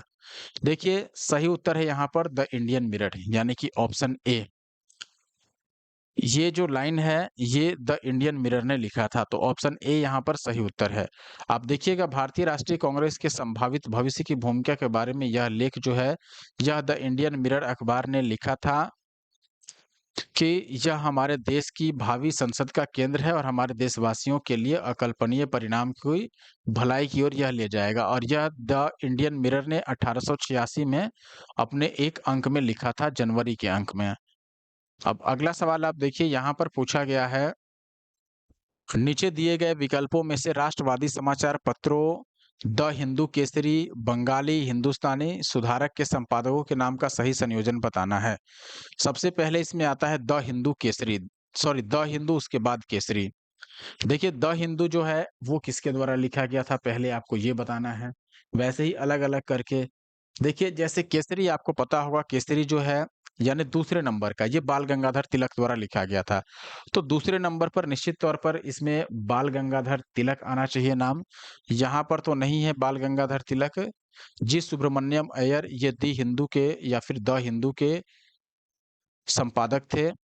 बाल गंगाधर जो थे ये केसरी के मैंने बता ही दिया। वैसे ही सुरेंद्र नाथ बनर्जी, इनका नाम भी आप याद रख सकते हैं। सुरेंद्र नाथ बनर्जी जो थे ये द बंगाली के संपादक थे, द बंगाली। और बच गए कौन? बाल गंगाधर, अच्छा गोपाल कृष्ण गोखले, इनके द्वारा भी एक प्रसिद्ध समाचार पत्र सुधारक, सुधारक इसको शुरू किया गया था। गंगा प्रसाद वर्मा, गंगा प्रसाद वर्मा के द्वारा जो समाचार पत्र शुरू किया गया था उसका नाम है हिंदुस्तानी, हिंदुस्तानी। तो इसके हिसाब से आप लगा सकते हैं। हालांकि इस साइड तो मुझे कोई सही नहीं दिख रहा है। ये हो सकता है कि आप पहले द हिंदू में सुब्रमण्यम अय्यर सही है, बाल गंगाधर तिलक भी आपका सही है। केसरी के लिए, बंगाली के लिए यहाँ पर गलत हो रहा है, क्योंकि द बंगाली सुरेंद्र नाथ बनर्जी थे, तो तीसरे पर सुरेंद्र नाथ बनर्जी आना चाहिए था। ये भी गलत है, ये भी गलत है, ये भी गलत है। तो अब अगर ऑप्शन डी अकेला बचा तो उसको हम सही मान लेंगे। आगे देखते हैं।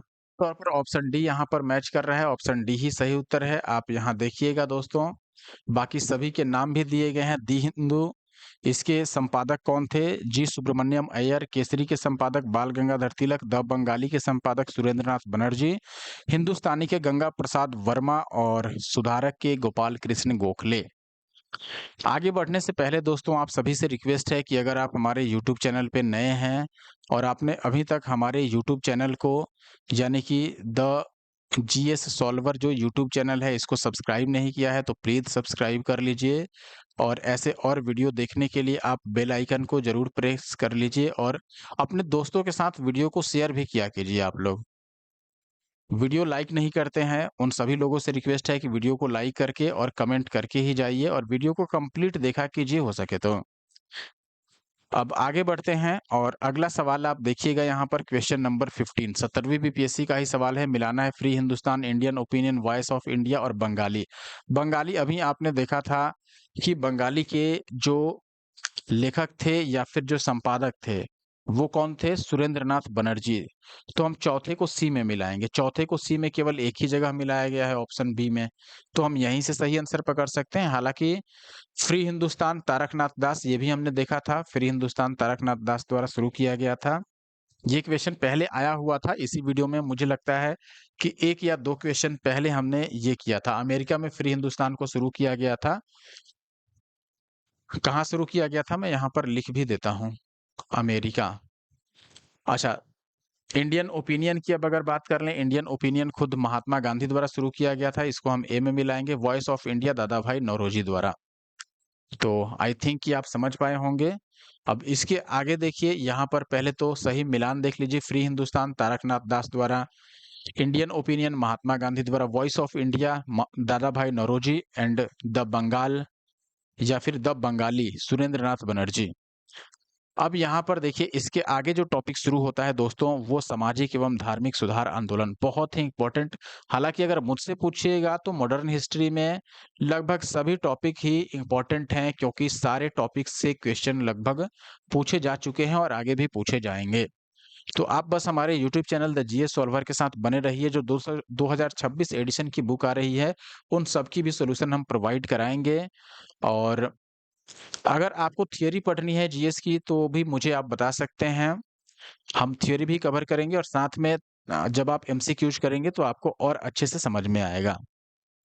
ये दोस्तों, अब प्रश्न है यहाँ पर पहला, 19वीं शताब्दी के धर्म एवं समाज सुधार आंदोलनों ने जनसंख्या के किस वर्ग को मुख्यतः आकर्षित किया?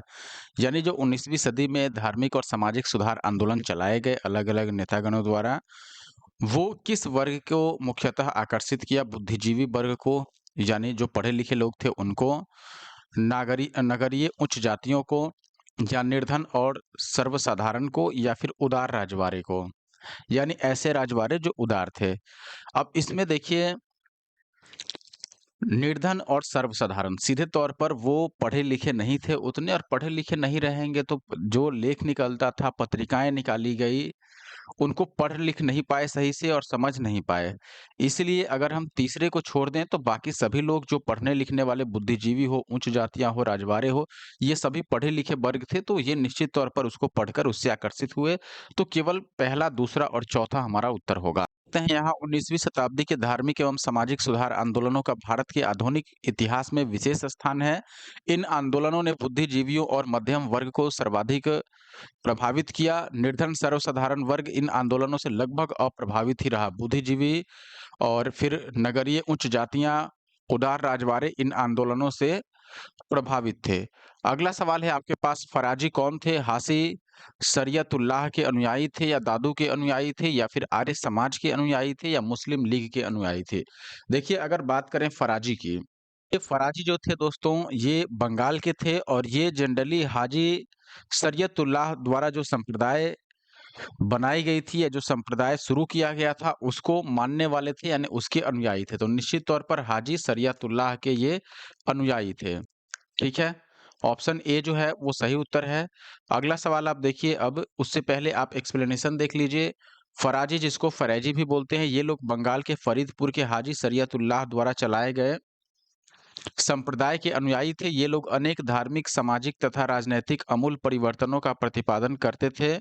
शरीयतुल्लाह के पुत्र दादू मियां ने बंगाल से अंग्रेजों को निकालने की योजना बनाई और 1818 से 62 तक का समय फराजी आंदोलन का मुख्य चरण था, किंतु यह आंदोलन आगे भी जारी रहा, लेकिन इसकी गति अब मंद पड़ गई थी बाद में आगे चल करके। अगला सवाल है, फरेजी आंदोलन की शुरुआत किसने की थी? हाजी शरीयतुल्लाह ने।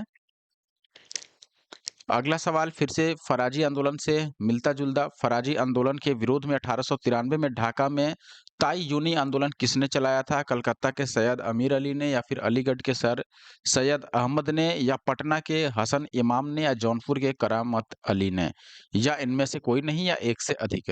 देखिए, 1893 में दोस्तों फराजी आंदोलन के विरोध में, उसको रोकने के उद्देश्य से ढाका में तायूनी आंदोलन शुरू किया गया था, और यह जौनपुर के करामत अली द्वारा स्टार्ट किया गया था। तो ऑप्शन डी जो है वो सही उत्तर है।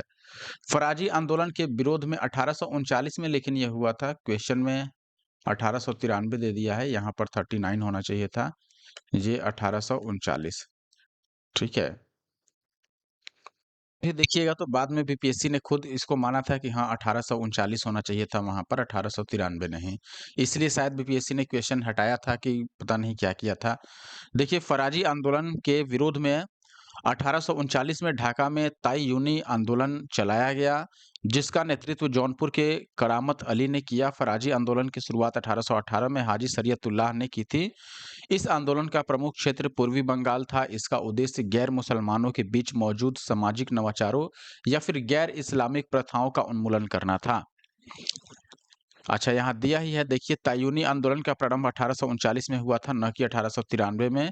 आयोग ने इस प्रश्न को मूल्यांकन से बाहर कर दिया था। देखिए दोस्तों, भारतीय पुनर्जागरण आंदोलन के पिता कौन थे? बाल गंगाधर तिलक, दयानंद सरस्वती या फिर श्रद्धानंद या राजा राम मोहन राय?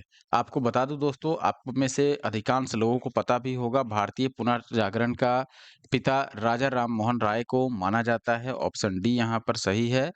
और इनको और भी कई सारे उपनाम दिए गए हैं। मैं एक बार एक्सप्लेनेशन में आपको दिखाता हूँ और सारे नाम याद रखना है। देखो, सबसे पहला नाम है भारतीय पुनर्जागरण का पिता, दूसरा नाम है भारतीय राष्ट्रवाद का पैगंबर, तीसरा अतीत और भविष्य के बीच में सेतु और चौथा है भारतीय राष्ट्रवाद का जनक, आधुनिक भारत का पिता, नव भारत का पैगंबर, प्रथम आधुनिक पुरुष और युगदूत। युगदूत भी इन्हीं को कहा गया है, किनको? राजा राम मोहन राय को। अब अगला सवाल है, नव भारत का पैगंबर कौन कहलाता है? अभी हमने देखा राजा राम मोहन राय। फिर अगला सवाल है, आत्मीय सभा के संस्थापक कौन थे? राजा राम मोहन राय ही थे। आत्मीय सभा की स्थापना इन्होंने ही करी थी। आत्मीय सभा की स्थापना इन्होंने 1815 में की थी। तो ऑप्शन ए जो है वो सही उत्तर है। आप देखिएगा, हिंदू धर्म के एकेश्वरवादी मत का प्रचार करने के लिए 1815 ईस्वी में राजा राम मोहन राय ने अपने युवा समर्थकों के सहयोग से आत्मीय सभा की स्थापना की। उन्होंने मूर्ति पूजा की आलोचना की और उन्होंने कहा एक्चुअली में ये एकेश्वरवाद को मानने वाले थे, यानी कि एक ही ईश्वर है, तो इसीलिए अलग-अलग प्रकार की मूर्तियों की पूजा करने की इन्होंने आलोचना की, निंदा की। सप्रमाण यह विचार व्यक्त किया, यानी प्रमाण के साथ यह विचार दिया कि हिंदुओं के सभी प्राचीन मौलिक धर्म ग्रंथों में एक ब्रह्म का उपदेश दिया गया है, यानी एक ही ब्रह्म का, एक ही ईश्वर का उपदेश दिया गया है। इसके समर्थन में उन्होंने वेदांत ग्रंथों, वेदांत सूत्र, वेदांत सार इत्यादि का और 5 मुख्य उपनिषदों का बांग्ला भाषा में अनुवाद किया ताकि वहाँ के लोग पढ़े उसको और समझ सकें।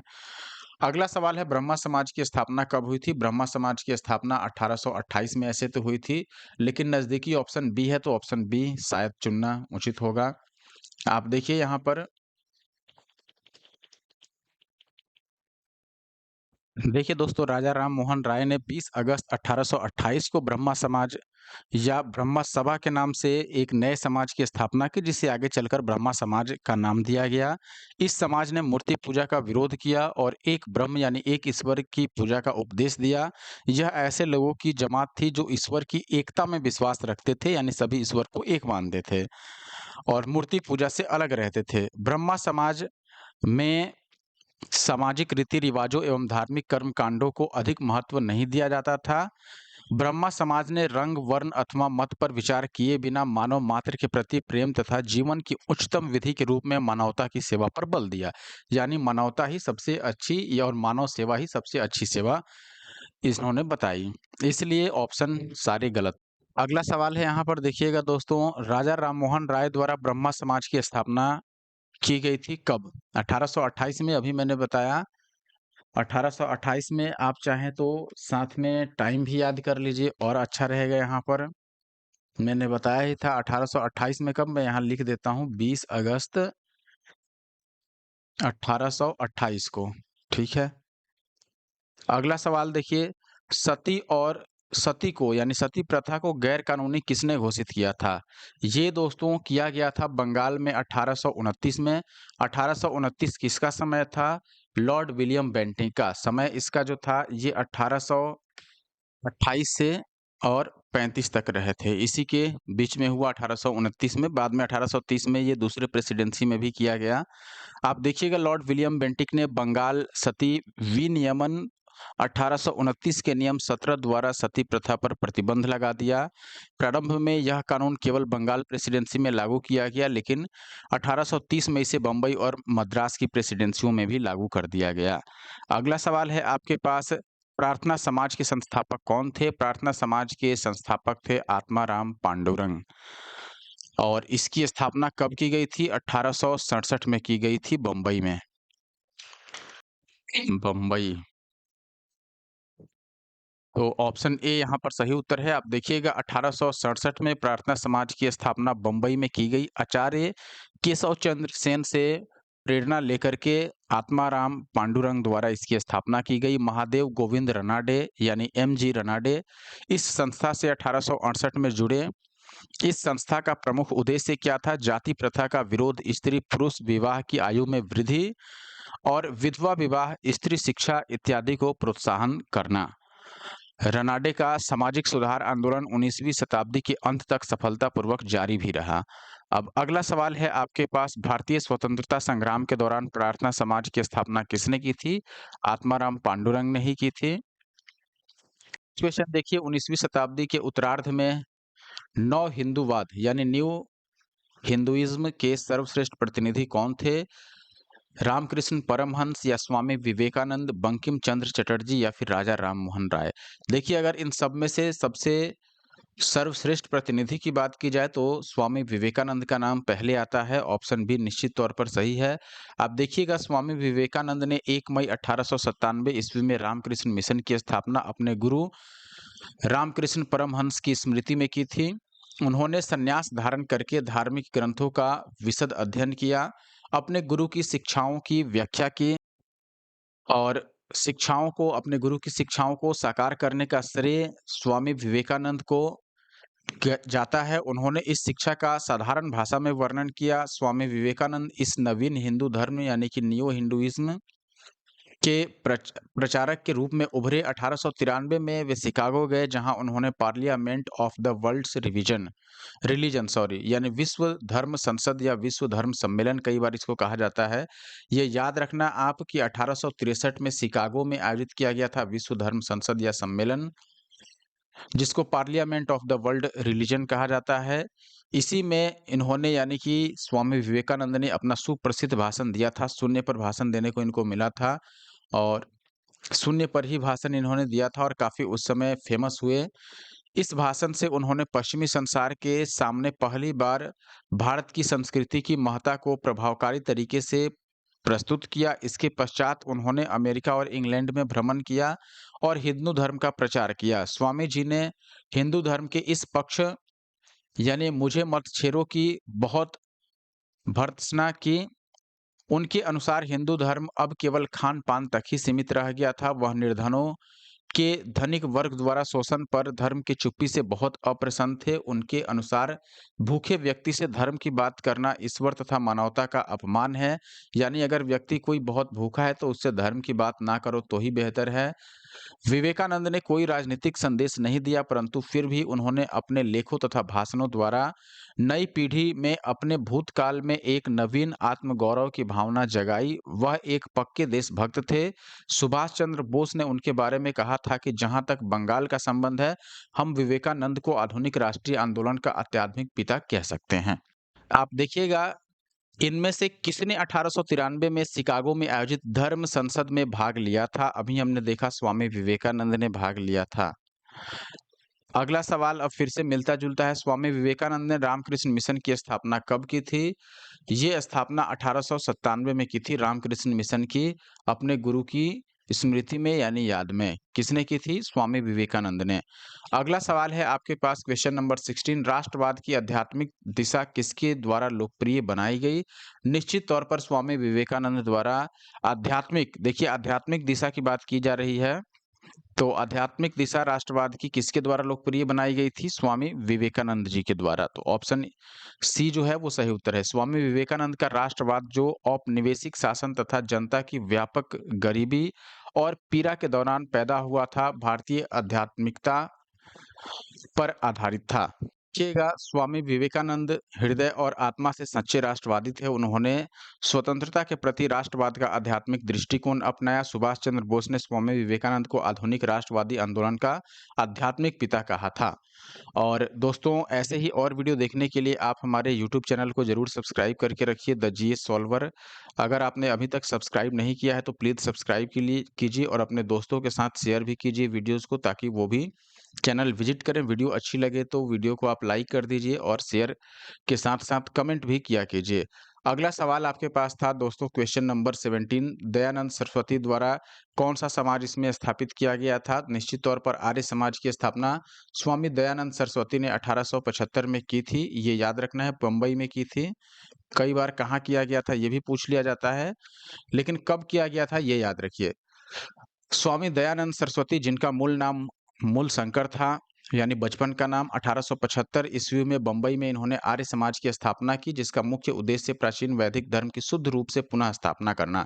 यानी ये कहते थे वेदों की ओर लौटो। इनका नारा भी था कि पुनः वेदों की ओर लौटो, और वैदिक धर्म का ये प्रचार करते थे। आर्य समाज आंदोलन का प्रसार प्रायः पाश्चात्य प्रभावों की प्रतिक्रिया के अनुरूप हुआ, यानी पश्चिमी या फिर अंग्रेजों के जो कारनामे हुए उसके अनुसार ये फैलता गया। 1877 ईस्वी में आर्य समाज का मुख्यालय लाहौर में स्थापित किया गया था, जिसके उपरांत आर्य समाज का अधिक प्रचार हुआ। शुद्ध वैदिक परंपरा में विश्वास के चलते स्वामी जी, यानी स्वामी दयानंद सरस्वती जी ने पुनः वेदों की ओर लौटो का नारा दिया। स्वामी दयानंद का उद्देश्य था कि भारत को धार्मिक, सामाजिक और राष्ट्रीय रूप से एक कर दिया जाए, यानी पूर्ण रूप से एक किया जाए, चाहे धार्मिक रूप हो या राष्ट्रीय रूप हो। आप देखिएगा, धार्मिक क्षेत्र में वह मूर्ति पूजा, बहुदेववाद यानी एक से अधिक देवताओं का होना, अवतार लेने वाला व्यवस्था यानी अवतारवाद, पशु बलि, श्रद्धा, तंत्र मंत्र तथा झूठे कर्म कांडों को वे स्वीकार नहीं करते थे। वह वेदों को ईश्वरीय ज्ञान मानते थे, यानी ईश्वर द्वारा दिया गया ज्ञान, उपनिषद काल तक के साहित्य को स्वीकार करते थे वे।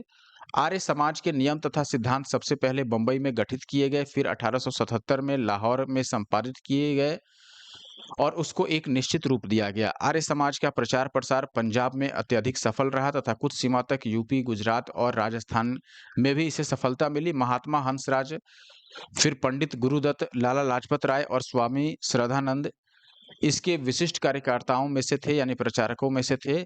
आप देखिएगा, 1893 ईस्वी में आर्य समाज दो गुटों में बंट जाता है, जिसमें से एक गुट पश्चिमी शिक्षा का समर्थक था, यानी अंग्रेजों की शिक्षा का उनको लगता था कि ये शिक्षा ज़्यादा अच्छा है, इससे जल्दी विकास होगा, जबकि दूसरा गुट पाश्चात्य शिक्षा का विरोधी था, यानी अंग्रेजों की शिक्षा का विरोधी था। पाश्चात्य शिक्षा के विरोधियों में स्वामी श्रद्धानंद थे, जिनको अन्य नाम जो है वो महात्मा मुंशीराम है, और लेखराम प्रमुख थे।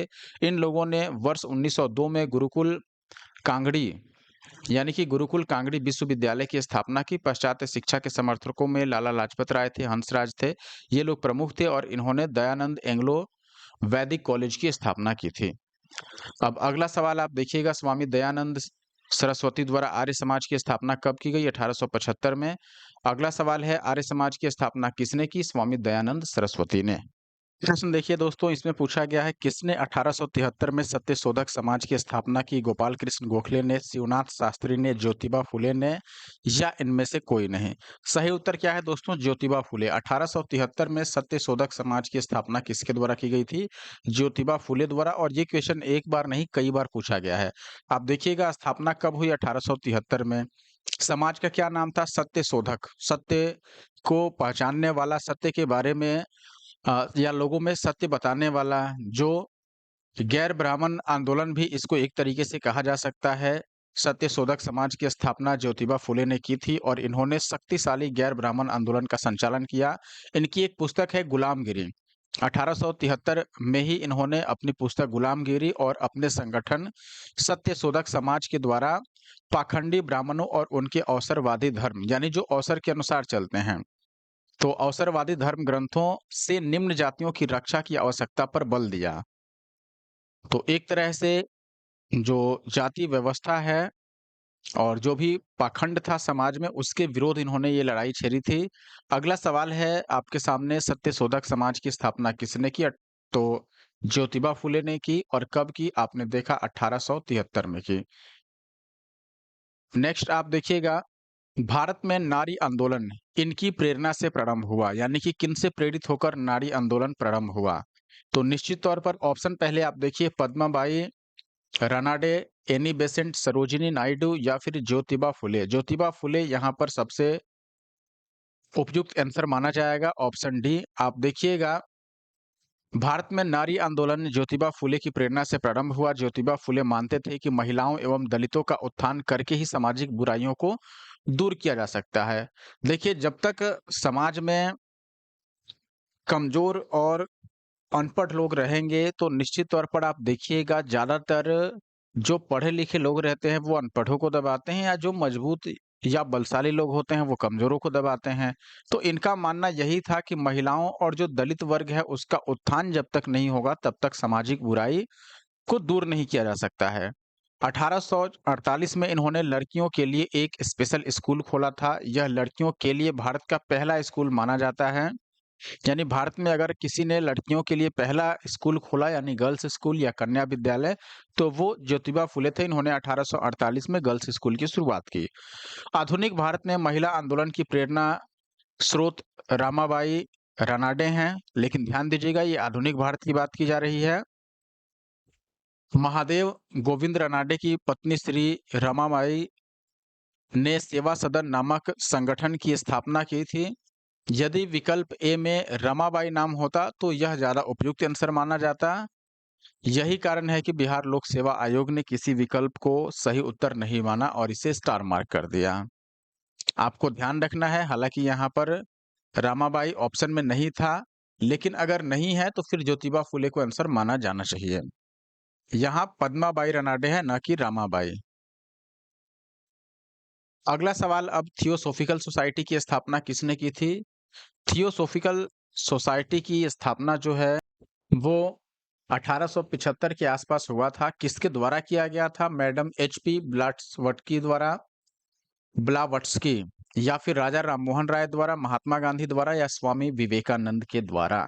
सही उत्तर है दोस्तों मैडम एचपी ब्लावत्स्की। तो ऑप्शन ए जो है वो यहाँ पर सही उत्तर है। आप देखिएगा थियोसॉफिकल सोसाइटी की स्थापना एक रूसी महिला, अब उसको यूक्रेन देश की निवासी आप बोलेंगे, क्योंकि पहले उस समय की जब बात की जा रही है तब वो सब एक ही में थे।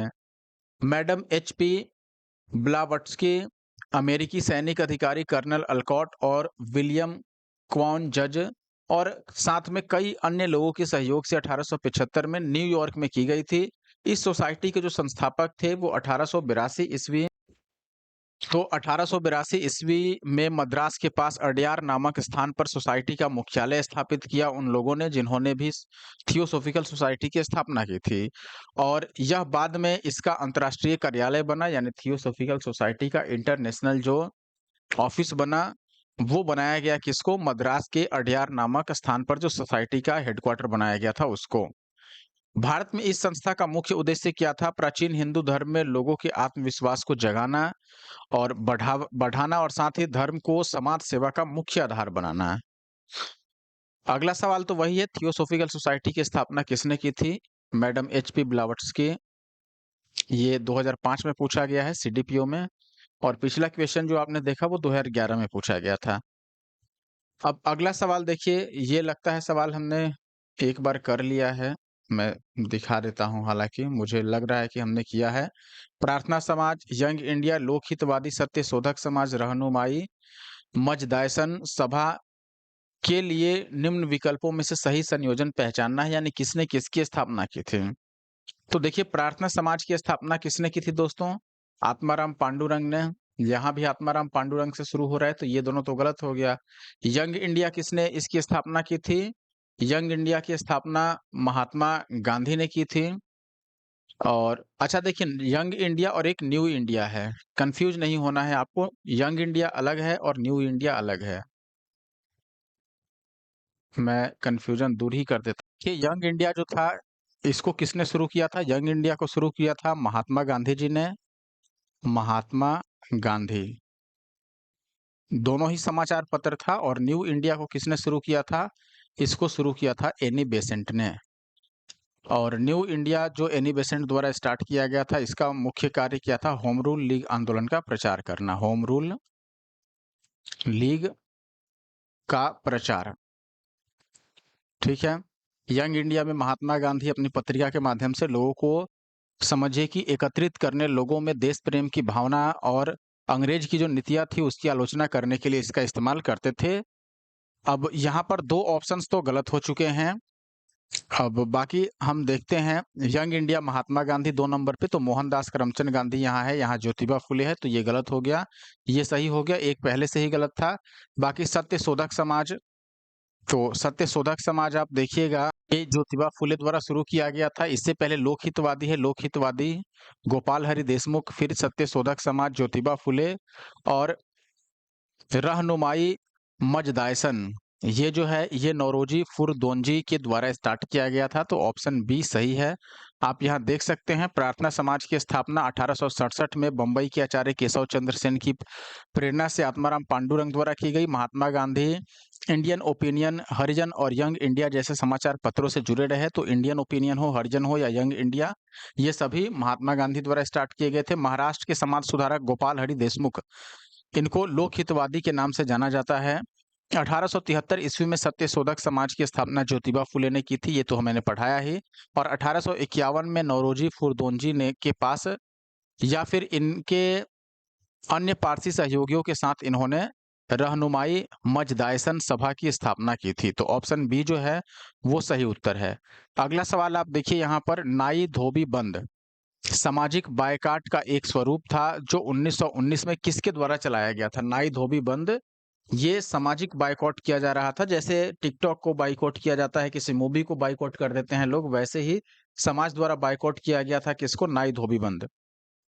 ये नाम दिया गया सामाजिक बाइकॉट का उसका। ये 1919 में किसके द्वारा बाइकॉट किया गया था? किसानों द्वारा प्रतापगढ़ जिले में चलाया गया था, या साधुओं द्वारा चलाया गया था आंदोलन जिससे निम्न जाति के लोगों का उद्धार हो, या फिर जमींदारों द्वारा गांव के निम्न जाति के विरुद्ध उठाया गया कदम था, या निम्न जाति द्वारा ठेकेदारों के विरुद्ध उठाया गया आंदोलन था? सही उत्तर है यहाँ पर दोस्तों ऑप्शन ए, किसानों के द्वारा प्रतापगढ़ जिले में ये शुरू किया गया था।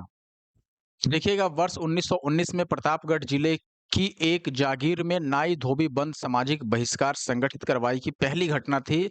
झिंगुरी सिंह और दुर्गापाल ने इसमें महत्वपूर्ण भूमिका निभाई, लेकिन जल्दी ही आंदोलन में एक नया चेहरा उभरा, बाबा रामचंद्र, जिन्होंने आंदोलन की बागडोर ही नहीं संभाली बल्कि उसे और मजबूत एवं जुझारू बनाया। बाबा रामचंद्र महाराष्ट्र के ब्राह्मण परिवार के थे।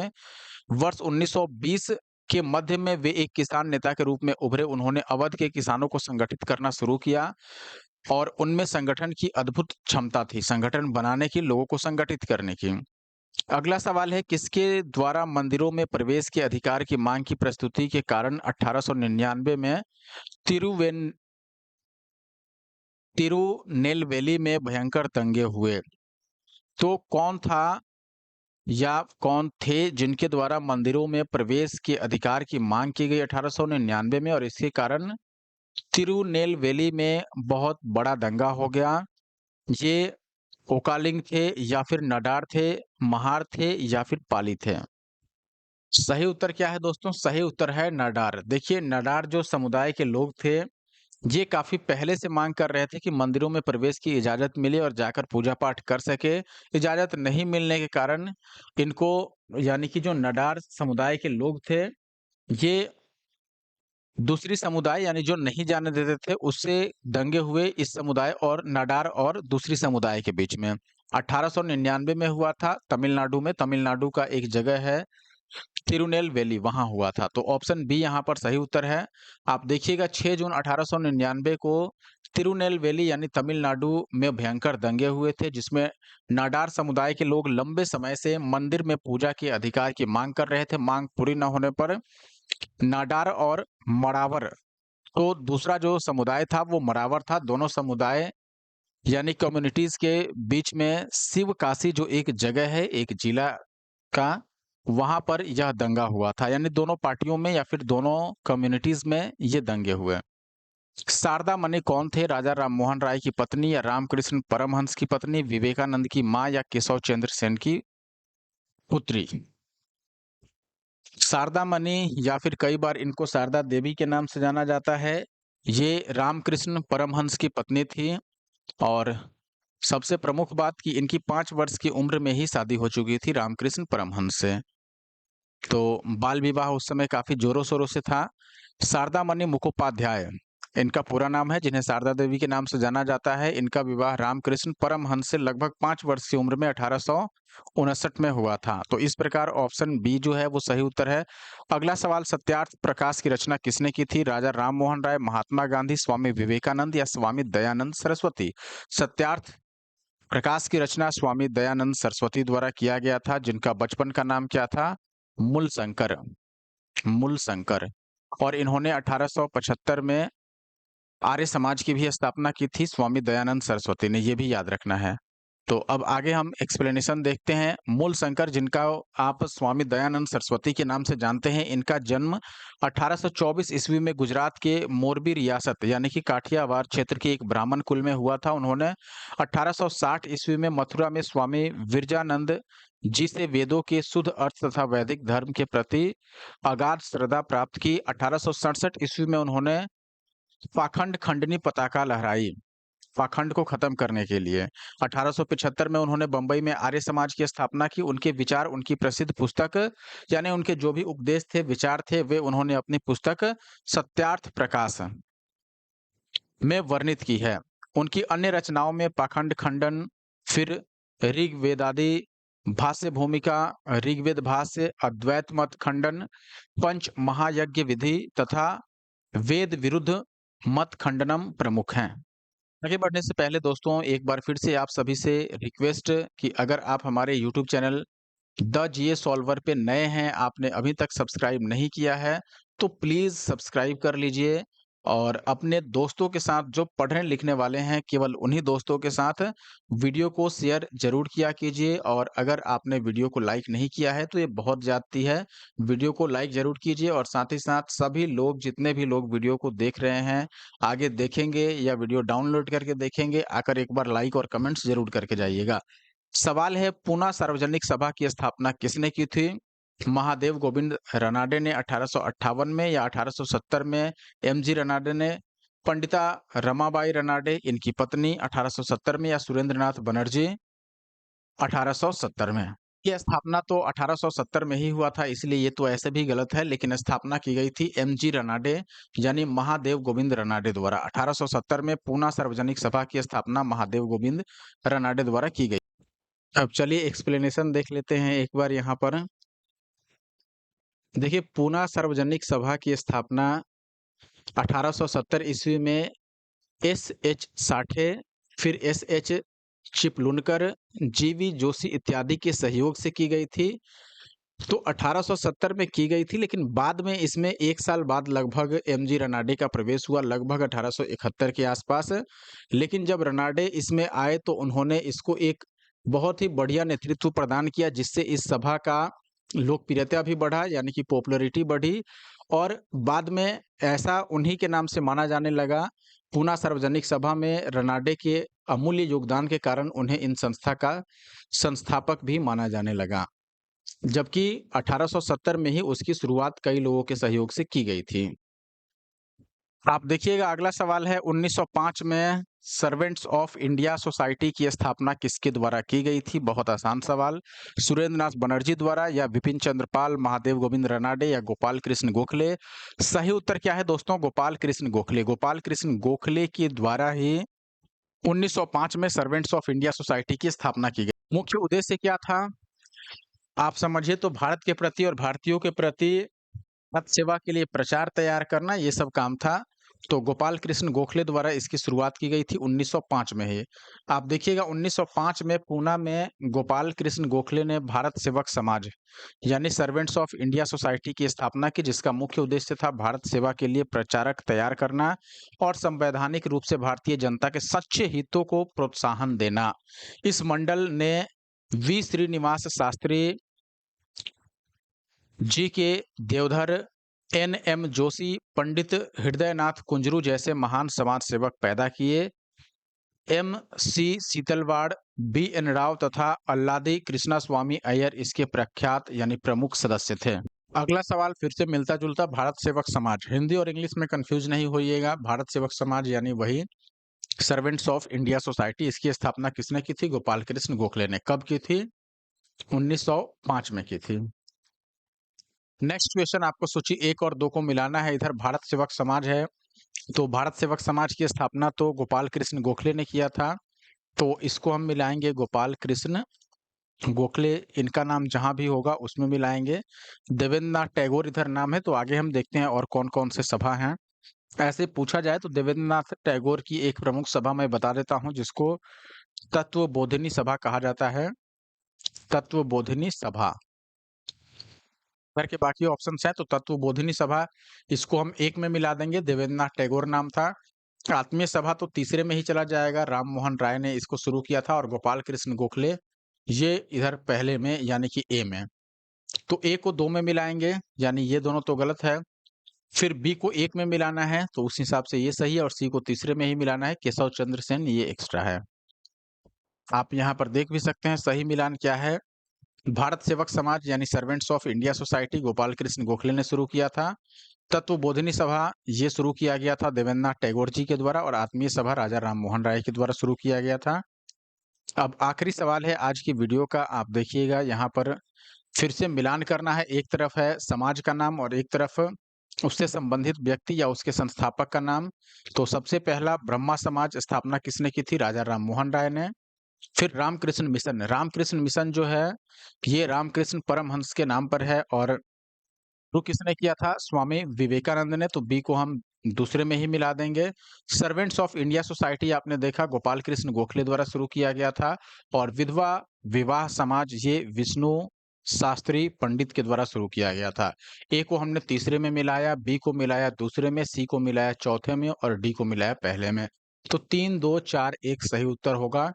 3 2 4 1 ऑप्शन बी में दिख रहा है, तो निश्चित तौर पर ऑप्शन बी इसमें सही उत्तर होना चाहिए, और सही उत्तर है भी। आप यहाँ पर देख सकते हैं ब्रह्मा समाज के संस्थापक राजा राम मोहन राय, रामकृष्ण मिशन स्वामी विवेकानंद, और servants of India society Gopal Krishna Gokhale, और विधवा विवाह समाज इसकी स्थापना विष्णु शास्त्री पंडित के द्वारा किया गया था। वीडियो में इतना ही। अगला टॉपिक जो है आप देख सकते हैं दोस्तों, कांग्रेस से पूर्व स्थापित जो राजनीतिक संस्थाएं थी वो, यानी कि अब 1885 के आगे का जो मॉडर्न हिस्ट्री है वो हम कवर करेंगे आगे आने वाली वीडियो में। फिलहाल इस वीडियो में इतना ही। अगर आप हमारे यूट्यूब चैनल पर नए हैं तो आप the GS solver YouTube channel को सब्सक्राइब कर सकते हैं ऐसे और वीडियो देखने के लिए। अपने दोस्तों के साथ शेयर भी जरूर कीजिए। क्लास की पीडीएफ आपको टेलीग्राम ग्रुप पर प्रोवाइड कराई ही जाती है, और कोई बात हो आप निश्चित तौर पर मुझे कमेंट करके बता सकते हैं। वीडियो देखने के लिए सभी का धन्यवाद।